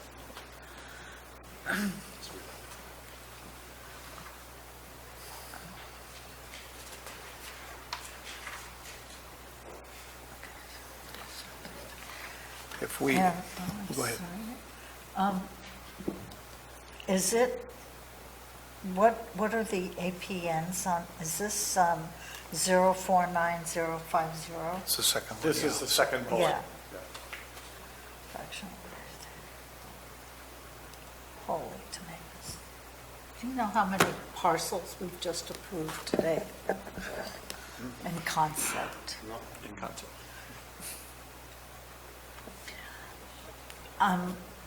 I understand where the Planning Commission's going, and I'll support their recommendation. I'm sorry. No, it's the point is if you put it in resource production, then this land would end up having to go through all of the processes that resource production land conversion would entail. I don't know if I want to put somebody through that kind of menagerie, which I don't support anyway. I guess I'm sorry. No, it's correct. But at the same time, if there's a specific project that comes forward, there's going to be plenty of opportunity for the community to weigh in on it and to decide how it's going to all fit. I was on CCWD, and I know that I've been presented this from the CCWD side as to how would water and sewer be served here. And to some degree, it'd have to be on site. It isn't something that they'd have to put another system together to make it work, because it's a substantial piece of property. So that's something that, again, CCWD or the utilities would have to weigh in on how they would properly serve the parcels. If it's all right, let me call the question. Are there 3 votes to change what the planning commissioners have done? And then if there is, we'll discuss what's the correct designation. How are we addressing this? I want to know the direct question so I know how. Direct question, first 2 questions. First question is this okay as it stands? Yes. Second question is, if not, then what? I would support the Planning Commission's recommendation. Okay. Rita? I support the Planning Commission. Supervisor Toffenali? Sounds like you got 3 votes. I'm not going to do that. I'll support the Planning Commission. Supervisor Mills? Well, I'm going to have to say, you got 3 votes. We're going to support. Okay, so you're in support as well? Yes, sir. Okay, I'm in support as well. So it stays as the planning commission designated it. I believe that wraps up the map and that land use element, correct? One clarification, the Toyon area is the board, is there consensus that that should be changed to retain industrial? This is, the question is, do we, because of that clerical or whatever error, it would change it from commercial to industrial? Supervisor Toffenelli, you know that, right? Historically, the reason it's commercial, it was commercial and has been commercial, is because that whole, back in the original general plan, all of the Highway 12 corridor was commercial. Their vision was to develop that all for that type of land use. Can you pull that back up?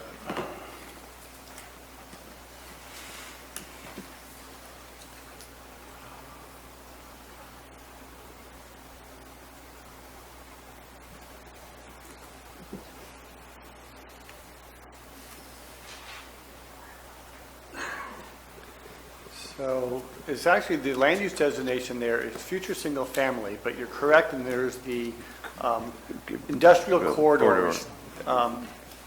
Basically sort of follows on either side of Highway 12 through there. And despite the land use designation, industrial uses were considered appropriate anywhere along the Highway 12 corridor. Correct. And that's reflected in the M4 zoning that we have on much of that site. I would support industrial. Supervisor Topper?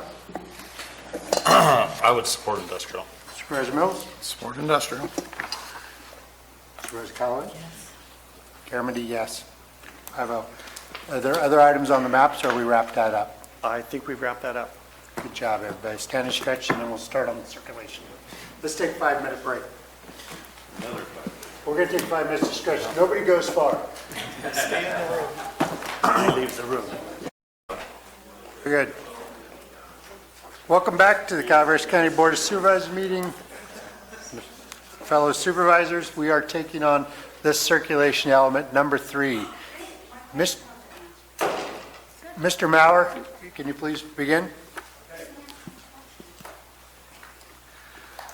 So the circulation element is obviously what it is, circulation, but it's not just traffic, it's not just cars, it's the circulation of all infrastructure.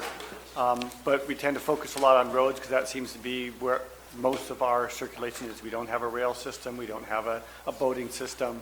And so we've looked at the roads. Of course, it needs to be linked to our land use. We developed a modeling system to look at where the likely development would occur. Distributed land use over the next 20 years and beyond to certain areas. That model was then used by our transportation consultants to look at how would the traffic patterns go, a model on top of a model. So it's an educated guess of where, not a guess, it's educated analysis of where we believe traffic is likely to go as the county develops out over time.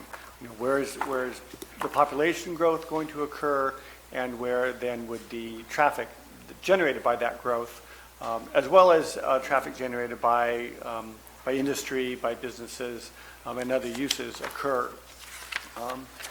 The element has a number of policies related to the adequacy of the roads. There's the LOS standards that the county's established. LOS being level of service. Quick primer on that. It's rated A to F, A being smooth flow of traffic, B, slight delays, down to F, which is essentially gridlock. The county standard currently is LOSC on all roads. We are proposing that it be changed to LOSC outside of the community areas, and within the community areas, LOSD is an acceptable level of service. The reason for that is in some cases you have a slight increase over the threshold that changes it from, say, B to C or C to D. But the only way to solve that is by putting, making a 2-lane road a 4-lane road. And the cost associated with that probably far exceeds the benefit that would be garnered. And in some cases, hey, it's okay to slow down going through town. We had a discussion about Murphy's last week at the Planning Commission, and part of the goal was to slow people down through town. So we have safer roads for people to ride their bikes and walk. The exhibits in the element show sort of the current system. When we scroll down to that, here we go. It doesn't show up. Well, in the hard copy that you have, there are the three. Just to check. Oh, there they are. Okay. This shows, the first exhibit shows the existing road patterns and the types of roads that we have out there. The next map shows what would happen over time as development occurs, where impacts would increase, and they're along the major routes that we're aware of, particularly around the San Andreas, Valley Springs, and Murphy's area. And then the third exhibit shows where certain improvements would need to be made to accommodate that. That then would be the basis for reanalysis of our fee programs to say, okay, if we're going to have this much traffic generated, we need these kinds of road improvements. How do we fund it? And appropriate fee applied to new development. And we currently collect the RIM fee, road impact mitigation fee. And that's one of the policies. We need to adjust that to bring it up to current standards and look at what are our current needs.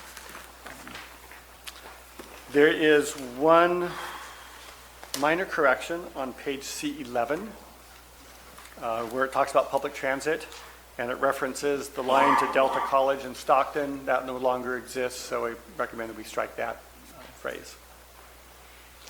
Do you have any questions? That's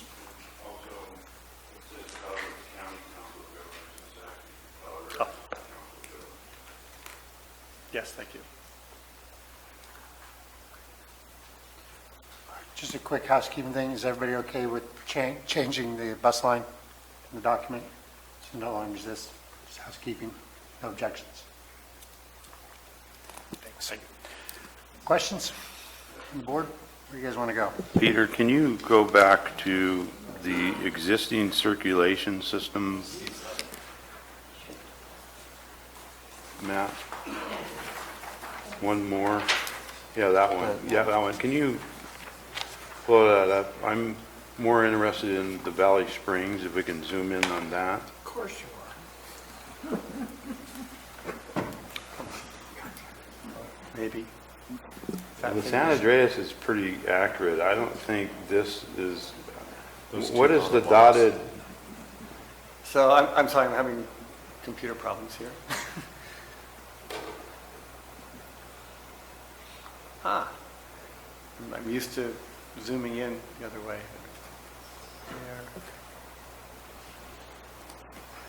So that dotted line is a right, these two dotted lines right there. This was a application, I think, was put in for a subdivision that included that road. So the dotted line shows a generic proposed alignment of an alternative route, either around or through Valley Springs. So there's no specific, route designation. It just says we want to be able to make a connection to, along Highway 12 to avoid downtown Valley Springs. Well, the only reason because it says existing. That's,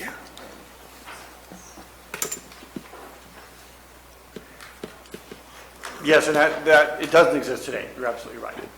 And the reason why it's a dotted line is that is something that we've had on the books for some time, saying we want to do this, we want to create this alternative route. but it doesn't exist today. Yeah, this one was part of a proposed subdivision at Ponte Ranch. It's still proposed somewhat, but, okay, I just want to clarify that's not existing. Doesn't exist, no. Supervisor Mills? Are we going to get into each one of these, or? Yeah, questions you might have or things you might want to dig into, put it out there, and we'll have public comment, and then we'll figure out how to move.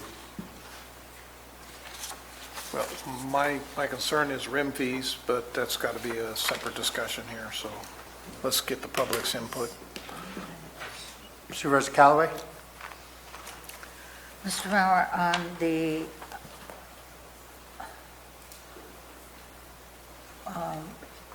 one from Murphy's on C8, the orange line where it's, what is that one?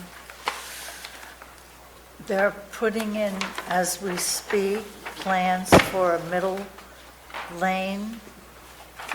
Is that? Yes, the Oh, no, center left excuse turn. me. C9, I'm sorry.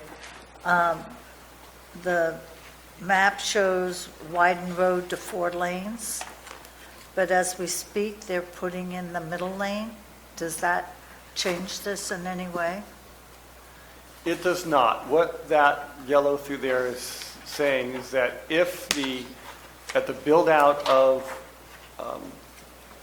the land use identified in the general plan were to occur, we would need to have 4 lanes through there to accommodate the traffic at the level of service that we've identified. So this is where I sometimes have a problem between a plan and reality. And the reality is that's probably not going to happen. And, when we look at the length of time it takes to get a project, I mean, even this middle lane's probably, it was 40 years for the bypass. So why do something that the reality is that isn't going Well, to what occur? we're or saying it is that- this would be necessary if the plan built out as we've identified in the land use map. Okay. So not at full capacity, but at sort of expected, projected build-out. That would be necessary. They also have, and I'm sure I don't have the words correct, a Murphy's, they're doing like a new circulation. The Complete Streets Plan? Yes, thank you, the complete street. That's not part of this. That's not part of this. That's something that the Planning Commission reviewed last week. It's a separate planning document that CCOG is working on, but that will be coming to you shortly. So how would that dovetail with our circulation element? Or it wouldn't? I don't think there's necessarily a conflict. That plan is looking at sort of more immediate needs as well as other circulation requirements other than just the roads. And again, this is not saying that we're going to go out and build a 4-lane road today, or we're even sort of planning for it, but that if the county were to develop as identified by the land use map, say if growth projections became much higher, there was a lot more development occurring in the county, that we would need to accommodate more through traffic through Murphy's. Or accept a lower level of service at certain peak hours. Is the level of service, oh no, never mind, I've answered my own question, thank you. I'm thinking C and D, thank you. That's all, Mr. Chair. Okay. At this Any further point. questions, Supervisor Toffenali, you're queued up? I was just going to make a statement that the level of service refers to county roads. That's a state highway that we're talking about through there. Isn't it Highway 4 we're talking Yes, about? that is Yeah, state so- highway. I guess I have one more, Mr. Mauer. On page C15, if you could just, I don't remember the rules, on C2.8, on subdivisions resulting in 5 or more proposing to use private roads as legal. I thought we had that in our codes for less than 5, that if you're using what would have been a driveway now becomes a private road.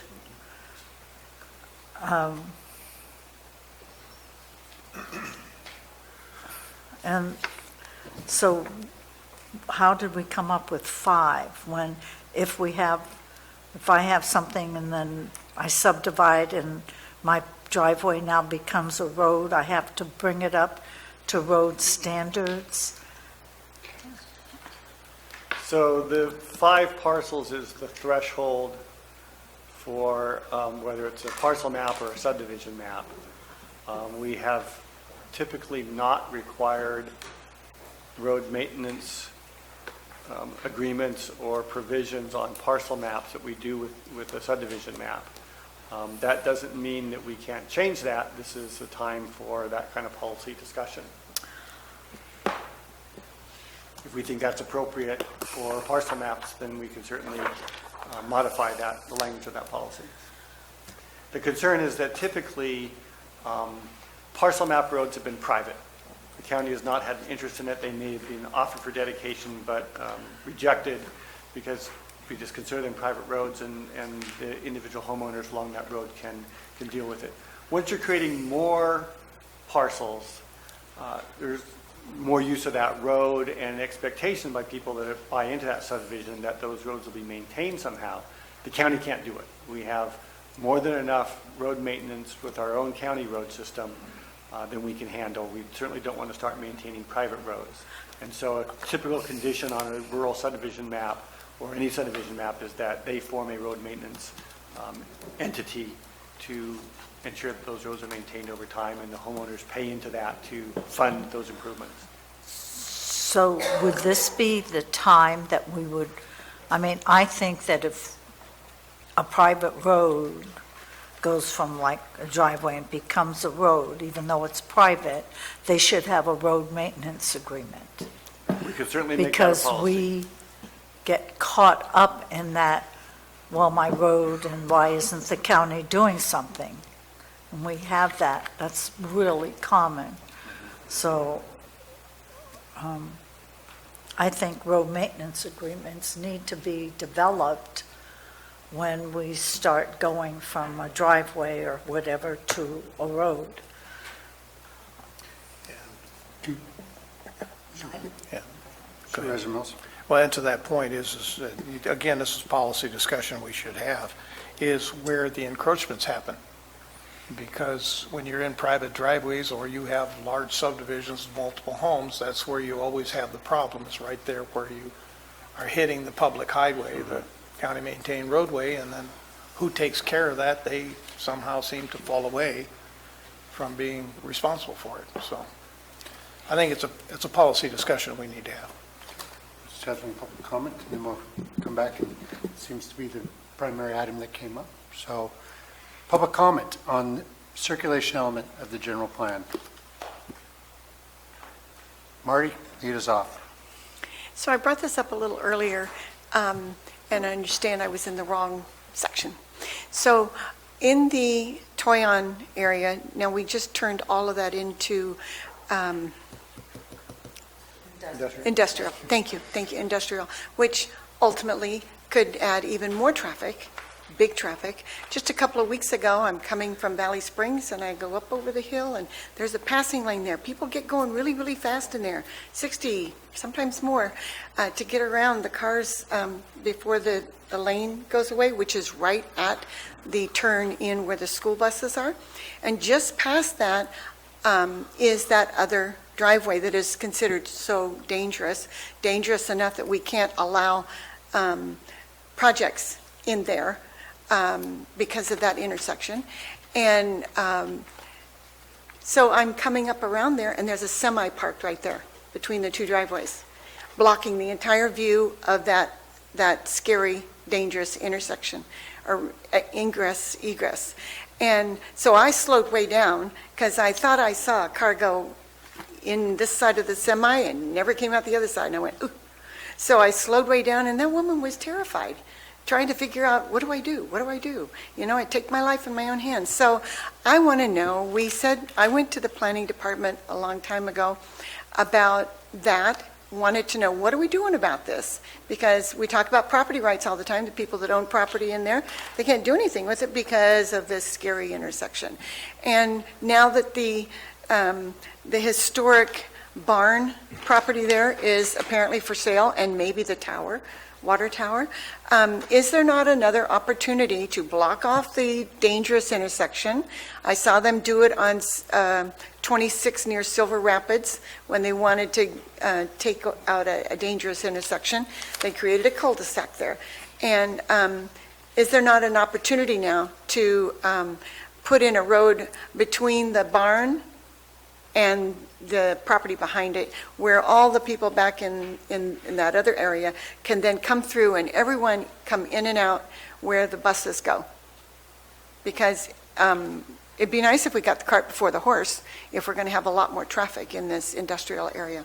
Anyway, I'd like to know, is it on our radar? Can it please be on our radar? Thank you. Other public comment on this item? Tom, come on. Hi, Tom Infacino, Calaveras Planning Coalition. 3 things. First, you'll notice that we are changing the level of service from C to D. And it's important to understand why we're doing that. We did an analysis in the environmental impact report planning for 75,000 new people to come here. And if the 75,000 new people come here, then we wouldn't be able to keep up with the road building to keep level service C. So we're changing level service now from level service C to D in anticipation of those people coming here. Our first suggestion was, let's do some planning to reduce congestion in anticipation of those people coming here as well. A congestion management plan is required when you hit 50,000 people. We're already at 45 and change. We've seen how long it's taken to do the general plan. Let's get ahead of this curve here this time and work on the congestion management plan. Maybe we can delay the time when we actually have to go to level service D in those communities. Second thing, eliminate the conflicts between the general plan update and the regional transportation plan. The regional transportation plan and the general plan update are supposed to agree with each other.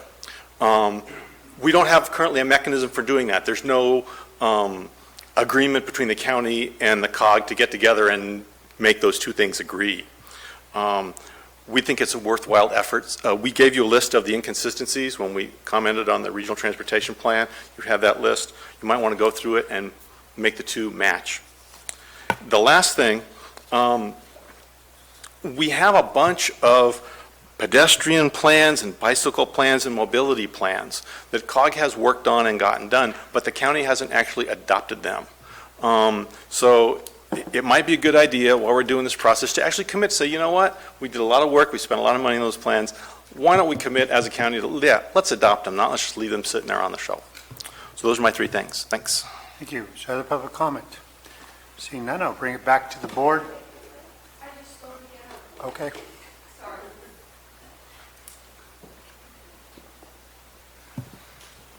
Okay, I'm a former state highways planner for 20 years, so I would like to give my 2 cents.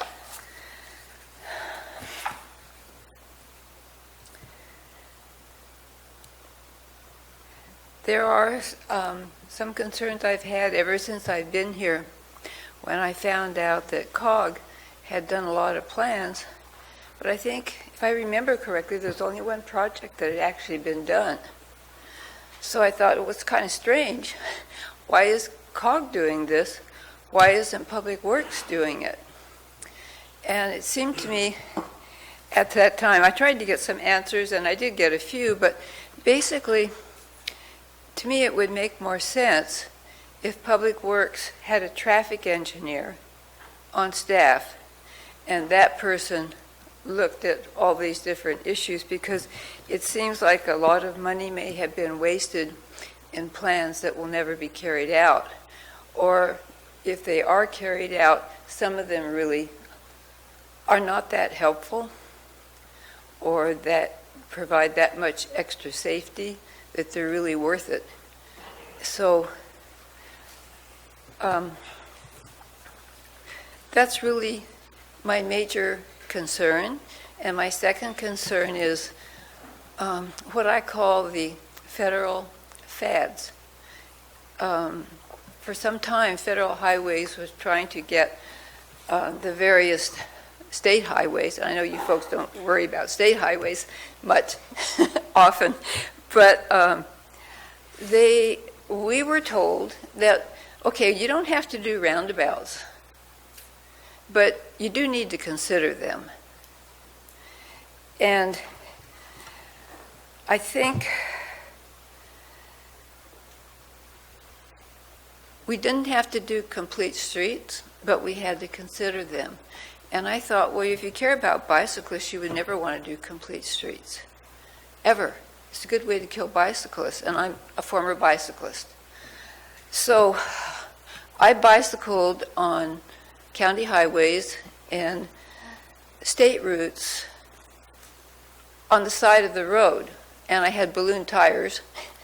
I got off the road, off the pavement, when certain traffic was coming, large trucks or whatever, and I never got hit.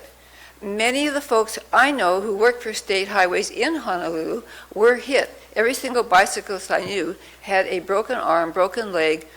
They were lucky they didn't get killed. There were those two. So my feeling after everything I saw and learned in the 20 years and more was that it's crazy to have a bicyclist Thank you very anywhere much, where the Ms. speed Wisher. limit is 45. Thank you very much. Thank you. Sir, any other public comment? Seeing none, I'll bring it back to the board. Pardon me? I started with rim piece. Okay, let's start, there's some questions that Ms. Callaway brought up that we want to address, but are there specific things in this document that you guys want to change? And let's sort of start digging in that way, if that's okay. I have 2, Okay. 3, 5. C14 on the level of service D.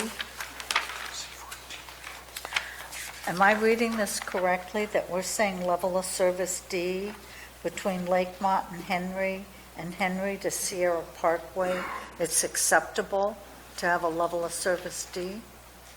Yes, you're reading that correctly.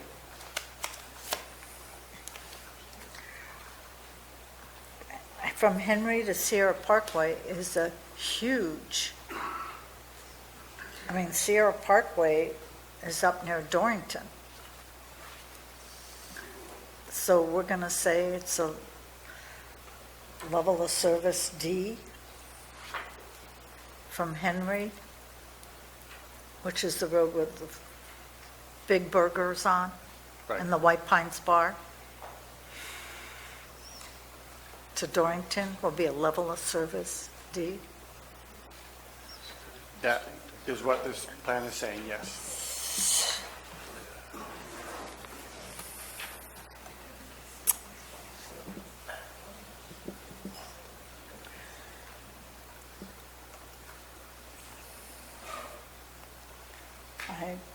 I guess I need to be explained to why that was agreed to. I know it's curvy after you leave the east end of Arnold and you head up towards Big Trees and past it, but everybody there's going 55, that's what the speed limit is.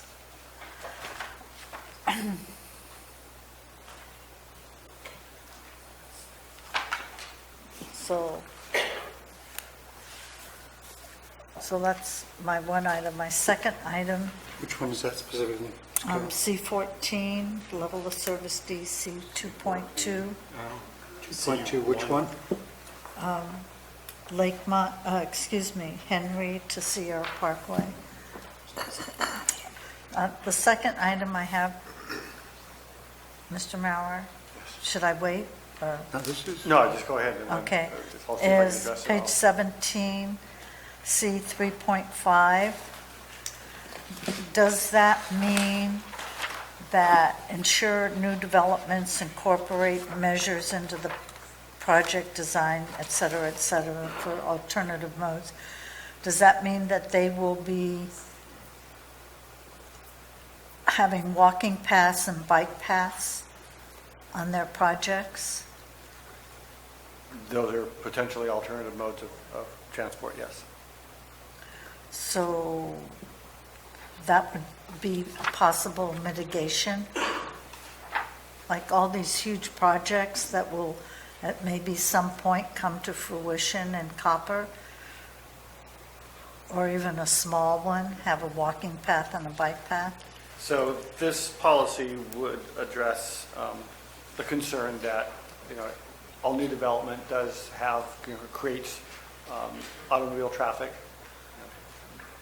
certain number of vehicle trips a day, and where it's feasible, we would like to see those designs incorporate, a connection for people to walk.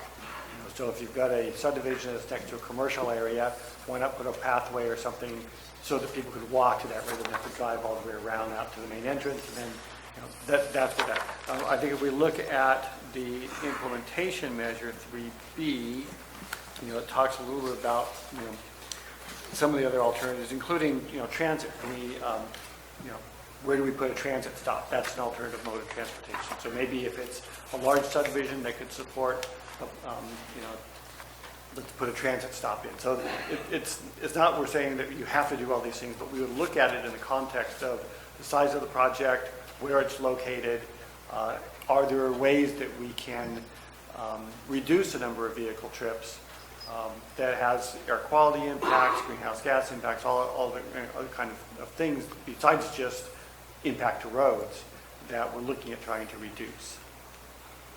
And if there's a way that we can get, someone who wants to walk to be able to walk that's on a safe, maybe it means putting in sidewalks rather than just, the edge of the road and a narrow shoulder and no place for someone to walk.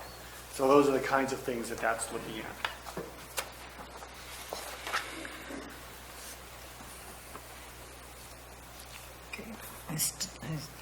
I guess I'd like SR4 from Lakemont to Henry to either be explained to me or reconsidered. From Sierra. C14. She wants to, hers. I'm just asking, because it says that we'll accept a level of service D. I mean, Caltrans just did a realignment near the state park.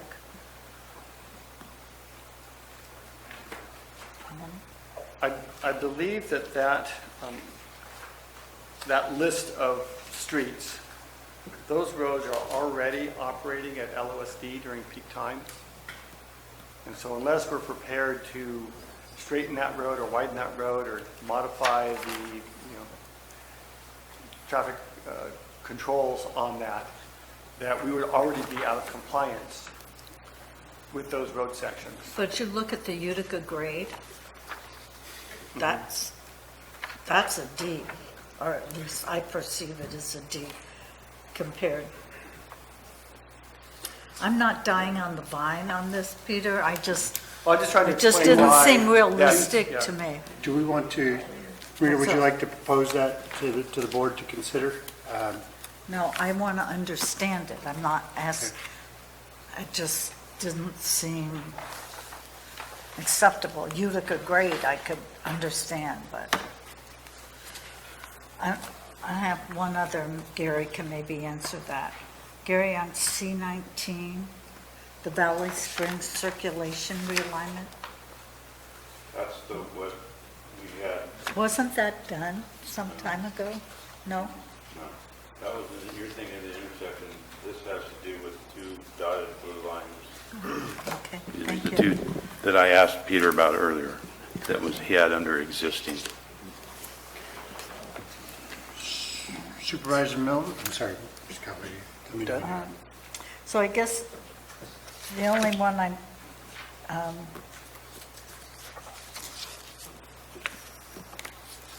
I would like us to consider is, I'll find it now, the one where it said 5 parcels, and you had to have a road fee for those people living on it, that if we do more than that, I guess I'd like to see that reduced, only because of the issues that seem to come before us frequently on those private roads. So the proposal is, do you remember where that is? You told me here, sir. Yeah. Page C15, 2.8. Yeah, thank you. 2.8. Okay, so let's just take this one on. Is there anybody who's interested in changing that number in C 2.8 from 5 to 3?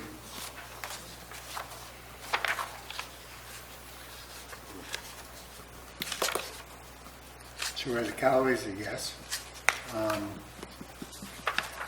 Supervisor Toffenelli?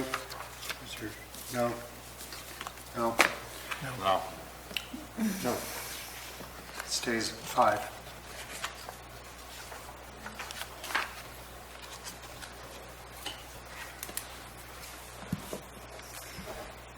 Done? You'll be sorry. Supervisor Mills, do you have suggestions for changes to the general plan update? Page C14, State Route 4, Vallecito Road to Kurt Drive. Most of that's in Angels Camp. That is the bypass. I don't know how that even got into a level of service D. That would be one. Number 2. Suggesting you change that? Yes, take it out. Changes to eliminate that? Eliminate it. That's the bypass. And I would like to add in State Route 4, I don't know what the road would be down at the bottom of the Osborne Ranch out of Angels Camp, where it breaks down into the smaller twisty windies for the wagon trail project all the way to Bonanza Mine Way. That should be in here. That's a level of service D. Which one was this?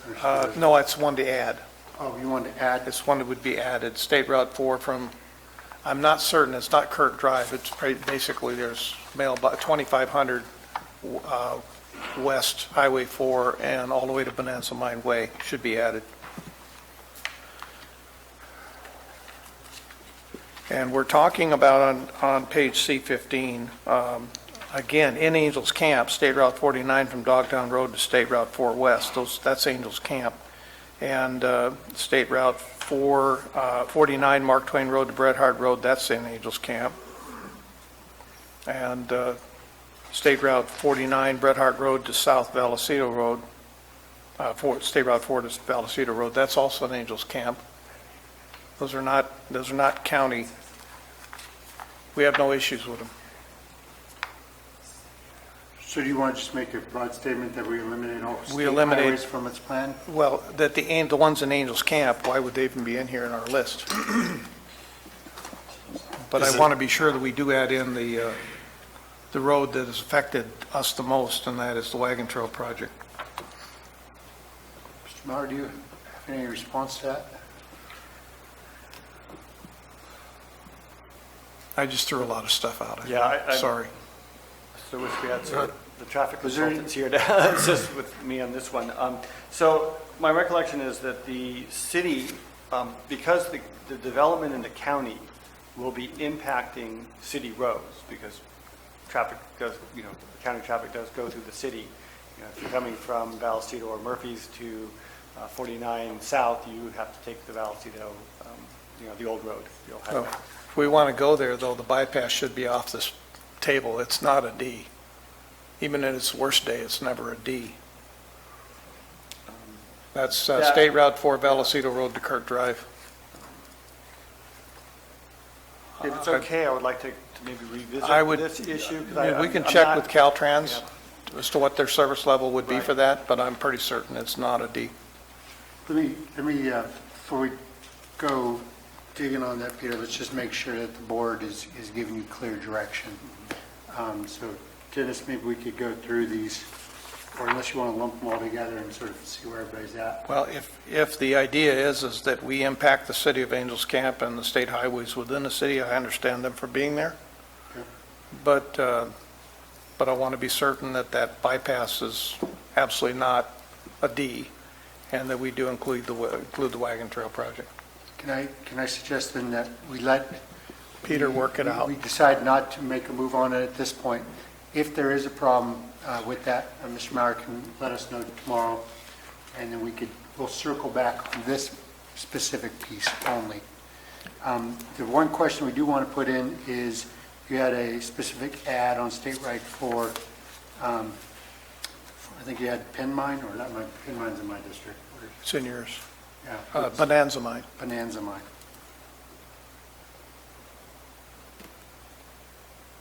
Is there any? That's it. Does anybody want to add that to the list? State Route 4 to Bonanza Mine Way to become on that list of Level C. Level D. D. I'm fine with it. Can't answer that. I guess I vote for a recommendation. Peter, do you have a recommendation on that, what the impacts are going to be? And is there anything adverse to this? I'm sorry, I was trying to look up the City of Angels camp. Go back to the original question, so I didn't hear the last question. I apologize.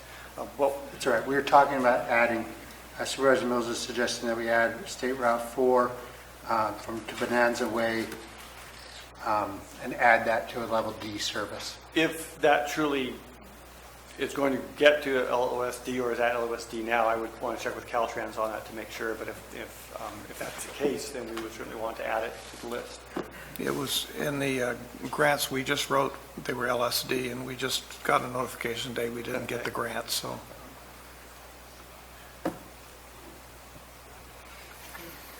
So, let me see, I'm trying to figure out how to phrase this. Well, I would say let him verify with Caltrans those particular two road segments as to whether or not they truly are or are not in D. If they aren't, just when we come back, just be sure that the corrections are made. Peter, can we do that? Yes, and I'm looking back, yeah, I will double check with Caltrans on that. We'll bring that back. I do believe that the roads in the city limits were intended to be out, and I think we just may have missed it in the editing. Looking at the comment letter from the City of Angels camp. So we can circle back. So I'll clean circle that back up on both those down the issues. road. I would agree. And then with the concern that you had, Commissioner Callaway, or Member Callaway, about the. Go ahead. One thing we haven't dealt with, and I'm not clear how we do it, all elements have to be compatible, I understand that. We just did the land use maps, and if all those parcels that we did, resource production or working landscapes, come to fruition, or even one of them does, how is that going to dovetail with the circulation element? Will it then be, I don't see where there's a marriage here between the two. We'll have to look at that.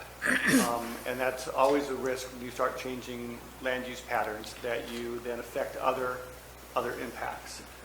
We will look at that and sort of compare the changes that were made today with other changes that have been made previously with the land use map that was analyzed and was included in the modeling. At this point, I don't think that the changes that were made were dramatic enough, but we'll have to look at that to make sure. Okay, thank you. Okay, so I'm not seeing, what we have is Peter's going to go back and double check the highways, make sure we got that list all straight. There are no other items before us on this item. Supervisor Mills, you have more? Well, on page C15, it's C2.5, or actually C2.4.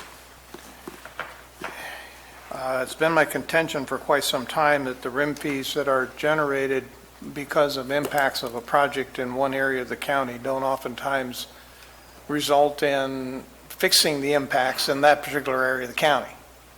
They go into a fund to be used as needed, which never really resolves the long-standing issues of those specific developments' impacts. I would like to have the board develop some type of a policy statement, say RIM fees need to be used in the area to which they are garnered. Is there any interest on behalf of the board in taking on that policy question? I'm in agreement. I'd like to take that on. I think he has a valid point. Supervisor Stopper? Yes. Supervisor Callaway? No. No, because I think the issue is bigger than, well, not that I disagree with Supervisor Mills. I don't think this is the place for us to be working on the conditions for the RIM fees. Not that we shouldn't deal with it, but I don't think that's appropriate to the general plan. The fact that we address it, that we have it, and then we want to get into more details of it, or the specifics, as the supervisor mentioned, that should be another board issue, for another day. I agree with Supervisor Callaway. I don't dispute that this is something we ought to take a look at. I'm just not sure if this is the time or place, but- Maybe what I need to do is... You got 3 votes. Yeah, that's okay. So- But what I'm saying is maybe we need to just redirect it to simply a policy statement that we will move forward and develop some type of a updated version of how the RIM fees are to be allocated or used. But that's all we're asking for here. Okay, so why don't you propose a sentence and we will insert it.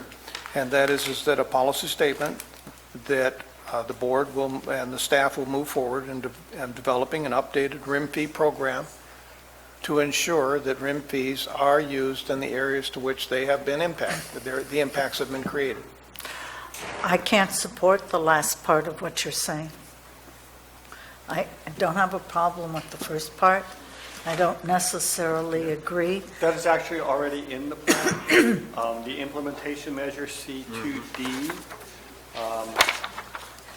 talks about updating the RIM fee basin. I'm sorry to interrupt, Supervisor Callaway. C2D? Economics and correlate distributions with collections. So that's part of the On page update would be to ensure that it's a fair distribution of the money. But when was it last done? When was the last time that it was done? It was done. Well, there's been very little development in the last 10 years here, and so there's very little money collected. Part of the problem of saying, okay, we're collecting it in District 5, for example, so we're only going to spend the money in District 5. You have 5 small pots of money where you could be doing, if you assemble that money into a project, say, okay, this time we're going to do it over here, and then it's up to the board to say, next time we're going to do it over here. I think that there's, and I'm not trying to dissuade you from your position. I'm just saying this is why when the Planning Commission discussed this, the Public Works Department was in the discussion at the time. They were saying that it hamstrings the county in being able to spend that money when there's a project, there's enough money in the program, but because it's earmarked for different areas, it can't be spent because we don't have enough to accomplish a project, and so things get delayed that way. I think that this language here, to correlate the distribution with collections was the attempt by the Planning Commission to say, we understand that it needs, if the impact is in Copperopolis, the money should be spent in Copperopolis. And what we're going to see is where the growth occurs and the money is collected, that's where the road impacts are going to be, and that's where the fixes are going to need to be made. So it's pretty much self-fulfilling in that manner. If we suddenly get a lot of development in McCollum Hill, we're going to have road problems in McCollum Hill, and that's where fixes are going to need to be made. But Peter, that's why we ended up developing the 2 benefit basins we have in Copperopolis and Valley Springs, is so to ensure that, because the RIM fees were not taking care of the impacts. So I want to be sure that when we talk about this as a future policy, that where the impacts are occurring, we're taking money from these developers for a purpose, and that is to mitigate the impacts in that local zone. And I have no problem with pushing that forward. To me, it's critical that we don't get into a situation like we've had over the last few years, or decades actually, where money is being redivvied out into other areas to which these impacts never were created. Then why did we collect it in the first place? We're not fixing the problem. We're just moving the money to another spot. That's not the way, to me, that's not the intent. So. Supervisor Mills, is section C2D adequate? Or is that, since that is where we put this item anyway. That's where we make the changes. That was where we make change. Is it adequate now that it's been identified? No. Okay, can I mind if I poll the board again and Sure. see if it's adequate for others? Sure. Supervisor, It's adequate. Supervisor Callaway, Supervisor Toffenali? Not adequate. Supervisor Stopper?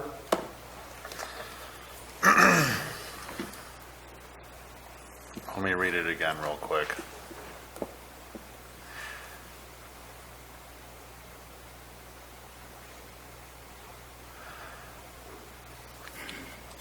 No. Chairman is yes, it's adequate. Okay, so it's not adequate. How would you like to propose changing, we'll work on C to D just as a clean way to do it.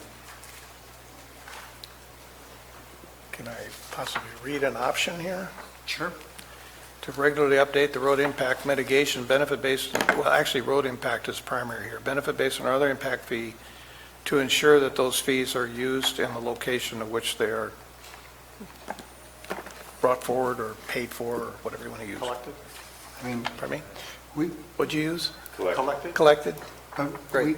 we do understand that if, we got a $4 million project in Copperopolis and we're turning out $40,000 a year in RIM fees, it's going to take a long time if we can't pool our RIM fees to take on some of these issues. I mean, I understand your concerns, they're valid, but will this lead to us getting anything done? I understand, and I appreciate your Yeah, no, concern. that's just the question.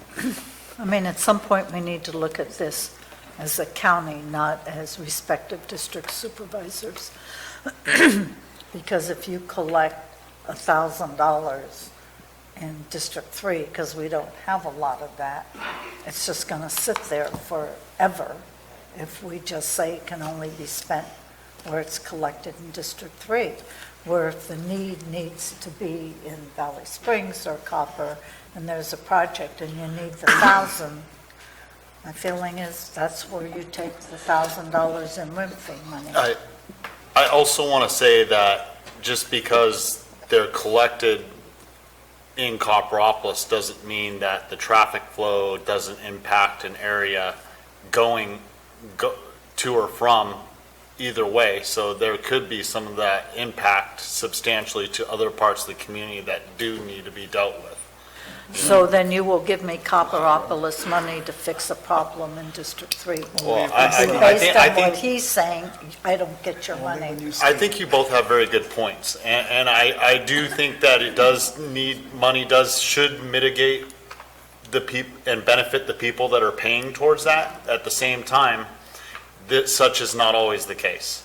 Something gets built in San Andreas, it impacts Valley Springs significantly at the 4-way per se. So, not rethinking it, that may be binding, and this might not be the venue for us to look at it. So I think that needs to be a more in-depth conversation when we have that brought before us by the Public Works. I know I'm switching gears here, but That's okay, we're having a discussion, we can change our minds. Supervisor Toffenali? Well, can you read the verbiage that you had proposed again? To Did you regularly have- did update you- the road impact mitigation fees to, how did I put it, Peter? I think I had to ensure that the revenue is spent in the area in which it is collected, but I'm not sure exactly where that went. Well, And I'm not sure if that was the exact. Yeah, and that's not really it either, because again, to that's binding. Supervisor Stopper's point is that I want to ensure that the impact fee pays for reducing the impacts, no matter where they are, instead of just being taken and used for other purposes. It has a specific reason, and that is it's an impact fee. Right.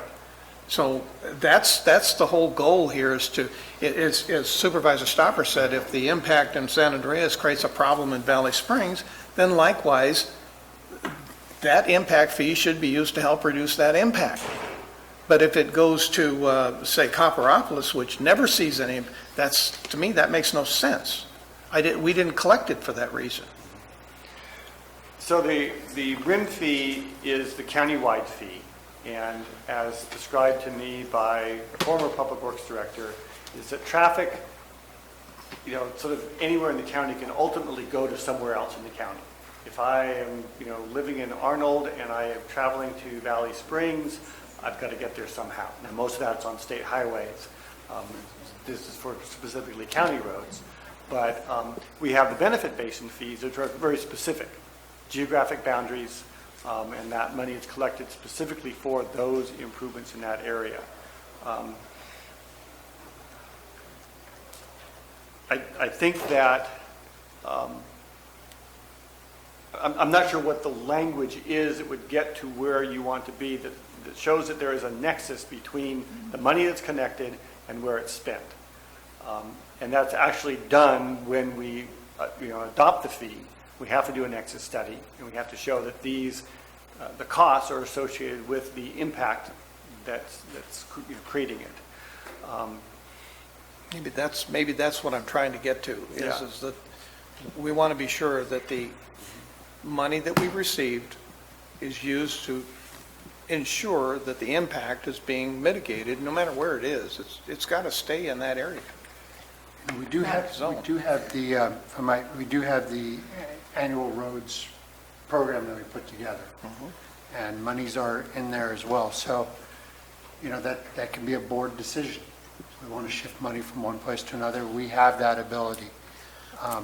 As we currently have that ability, not from the benefit basins, but from the RIMS. Right, and that's getting awfully specific for this part of the general plan. That's correct.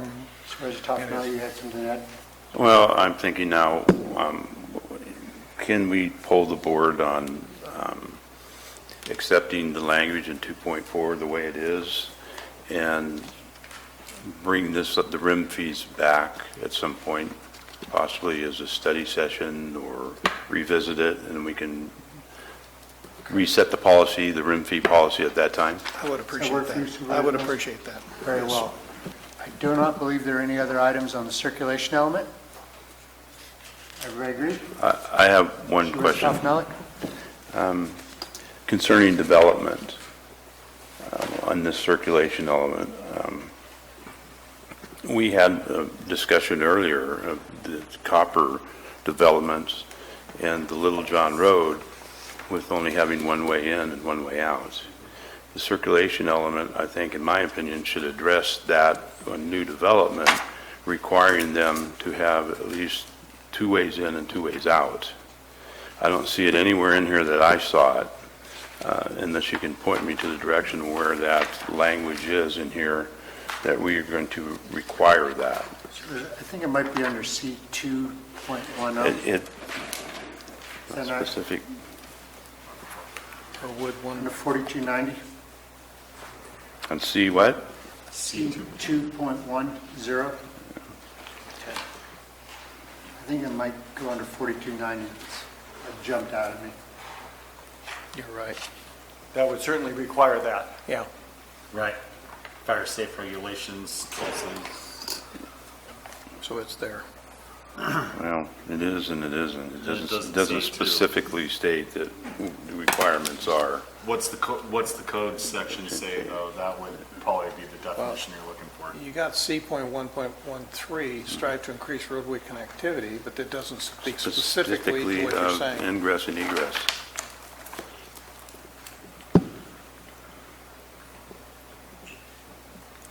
I mean, we can cite fire code if you want in here, but it doesn't, again, specifically give a direction. You're only talking about future, you're not talking No, about past. I'm not against this at all. If it's there, I don't want to do it twice, but if it's not. I couldn't find it specifically spelled out. I don't think it specifically says you'll have 2 points of access. The C 2.10 clearly requires that we meet the fire safe regs, and the fire safe regs has standards of when 2 points of access is required. I mean, I don't remember exactly what it is off the top of my head, but there's a certain threshold of length of dead-end road and how many lots it can be served before you need to have 2 points of access. Peter, if I might ask, you and I talked about this before, but these aren't new roads, these are existing roads, right? So if you wanted to put a house out at the end of the road, you better find a secondary exit. correct? Is that how this? I was talking about new developments, such Yeah, as what we're dealing with in Copper. Developments, not- Not not- I own 5 acres, I'm gonna put a house down there. Well, wait a minute, you gotta have it, no. Okay. I'm talking about There are development. certain standards that apply to what you're talking There- about. there Other are. standards that apply to. And those are all in the fire code. Yes. I mean, because we have that's occurring. It's not only in Copper, there's a couple other places that we have a single ingress and egress. And if we can deal with it right now, I think we should have it in there, and that's part of your rights for your development plan, as you've agreed to, that we no longer are going to have that type of situation. Because it is very serious and very dangerous. The more homes you put in there. So can we do this? I would suggest this is going to come back to us. On the 14th of August, we've already set that date up. Can we look at that during the course of the time between tomorrow, after tomorrow, and going towards August 14th to possibly put that somewhere in here in the circulation element? Is that something we can do? We can certainly do that. I was just thinking that there might be something in the safety element that addresses. A clear statement that's. If it's all right, maybe we could do this quicker. If tonight they go and somebody checks, or somebody on staff checks to see if it's in the code already, verifies that with this board. If it's there, we're fine. If it's not, we could add in the sentence. I don't see any reason to wait till 14th. We could just, if this is important, we just make this policy statement. Council. Supervisor Topanelli, I would just like to get clarification of what the concern is that you're hoping to address outside of 4290. PRC 4290 does cover fire access, and so I wanted to find out what it was that you feel 4290 doesn't. Who at this point Address. is going to, when plans are in for review, is going to review that section or that code for fire egress? We don't have that person here. I would like to have it specifically spelled out, like everything else is here that we've been dealing with, other than referring to a fire code, that we don't have a fire marshal. We don't have any plans that actually get circulated to fire districts for their approval if they happen to ask questions about it. I mean, we're asking right now, the way we're set up, for possibly this being overlooked, where if it's specifically in the general plan, then it is dealt with. Supervisor Strovan, I know that Copper Fire and Murphy's Fire and Arnold, Evans Pass, do get the plans. And they have, some of them have fire marshals on their own that review those plans. Correct, but there's no process where they actually come into the circulation of those plans. You're correct. We had in case in Valley Springs, actually in District 5, with the new medical building where the fire department was not part of it, and they found a problem with fire access into that building and had to do some redesign on it because they were putting a fire roof access ladder inside of a wood building. Doesn't work. So When the building's on fire. In the safety element, S3W, that requires that we refer all plans for new development to CAL FIRE and the local fire district for their review. And we do that as a matter of course anyway. I don't see any harm in adding a policy that strengthens that to ensure that, I'm not sure what the language would be, but to get to your point, the 4290 regulations are, very thorough as far as providing, fire safety. And, by a matter of law, we have to abide by those. There That's are, correct. the term of art that they use, it says, well, if we don't have the access, we can compensate for that by providing additional water. Same practical effect. You can modify some of those standards to a degree by using what they call same practical effect, but that has to be approved by CAL FIRE representative. And there are different standards for new construction of a home on existing lot versus subdivision activity where you're creating more lots and more potential people in the path of a disaster. So, but if we want to be more specific about emergency ingress and egress, we could try to develop a policy along those lines if you feel that's appropriate. If it's all right, I'd like to pull the board and see whether everybody's on board with adding in additional policy or whether existing policy is sufficient. On second. On second access, egress and egress. I'm sorry, yes. So, Mr. Tuffanelli, is it for, if it's a 5-lot subdivision or a 20-lot subdivision? Or what size subdivision would you say has to have a secondary access that might not be in 4290? If it's in District 3, one house. If it's in the other district. I mean, I happen to live in a subdivision where nothing's being built. Well, because you are always, there's you live in one that only has one egress. Yes, and we're not allowing. And they have an easement, that's correct. That came before the board several years ago. So, Go ahead, Gary. So I guess I'm asking, what size subdivision would you require? I would think when it came back to us, he can do some research and bring it. That's why I said it's not going to be overnight. I think he at least needs to the 14th of August to, I mean, that's up to Peter what he thinks, but any development, I would think, over 20 houses or more. It depends on how it's designed for fire relief access. If there's an easement of some type between the properties that can be utilized for fire access and escape. I mean, in my subdivision, we have one way in and one way out. However, we have on the top of the hill a gate that's locked that the fire service has a key to can get in and service from either side. So, If I could, remember, we can revise this thing 4 times a year as well. I would prefer not to have to use that August 15th meeting if we could get this thing done tomorrow. it's up to the board, full board. I'm in favor of yes. Gary is I brought it up, suggesting, bring back a more, how do you want to articulate? Just have Mr. Bauer bring back But what is it verbiage. you're looking for? The size of I think it may be as simple as simply amending 2.1. Maybe if Peter has some time after the meeting today, he could bring, if he's not asleep, 4290 and the fire safe regulation section 1270, and maybe some of the verbiage that's needed is within that, and we could apply it and say as in said verbiage, and then follow with those fire words. So let's pull. And I could agree with Gary on that, if you could possibly bring that back tomorrow. I don't think it's too complicated. I know we're asking a lot of you, Peter, always. It's okay, Peter, we may not start the next element. I might give you back a few minutes before we finish. Supervisor Mills? Yes. Supervisor Callaway? Yes. Okay, there you go.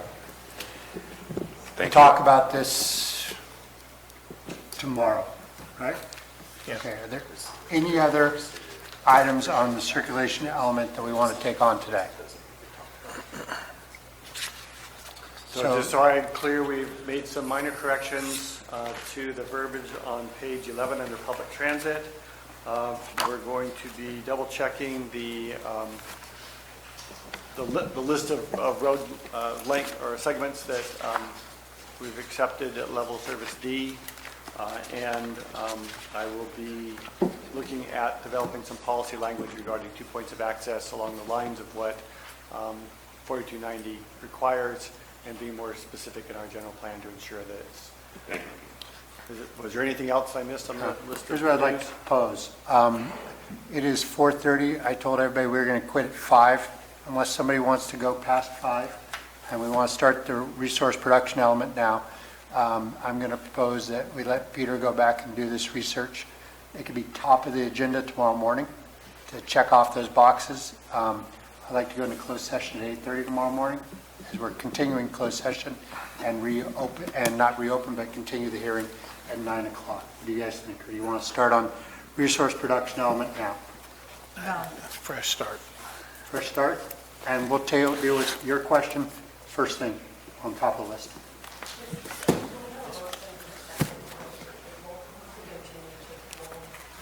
We're not tabling, we're just continuing the meeting.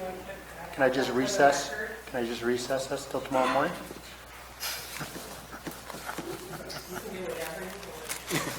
Just don't get me in trouble, Madam Clerk. You can pull the board for it. Diane, you know what? You can just pull If the the board clerk's for not it. happy, none of us are going to be happy. She won't make you So coffee. can I have a motion to I move that recess? I move that we recess today and resume tomorrow morning. At 8:30. Is there a second? Second. Second by Supervisor Mills. All in favor of, 9. we'll be coming into closed session at 8:30. We're just going to sit here, then we're going to go back to the back room. At 9 o'clock, we'll open up the show. Sound good? Therefore, all in favor? Aye. Aye. They can be here at 8:30 if they want. You can be here at 8:30 if you like. The door will be open. We are recessed till tomorrow morning.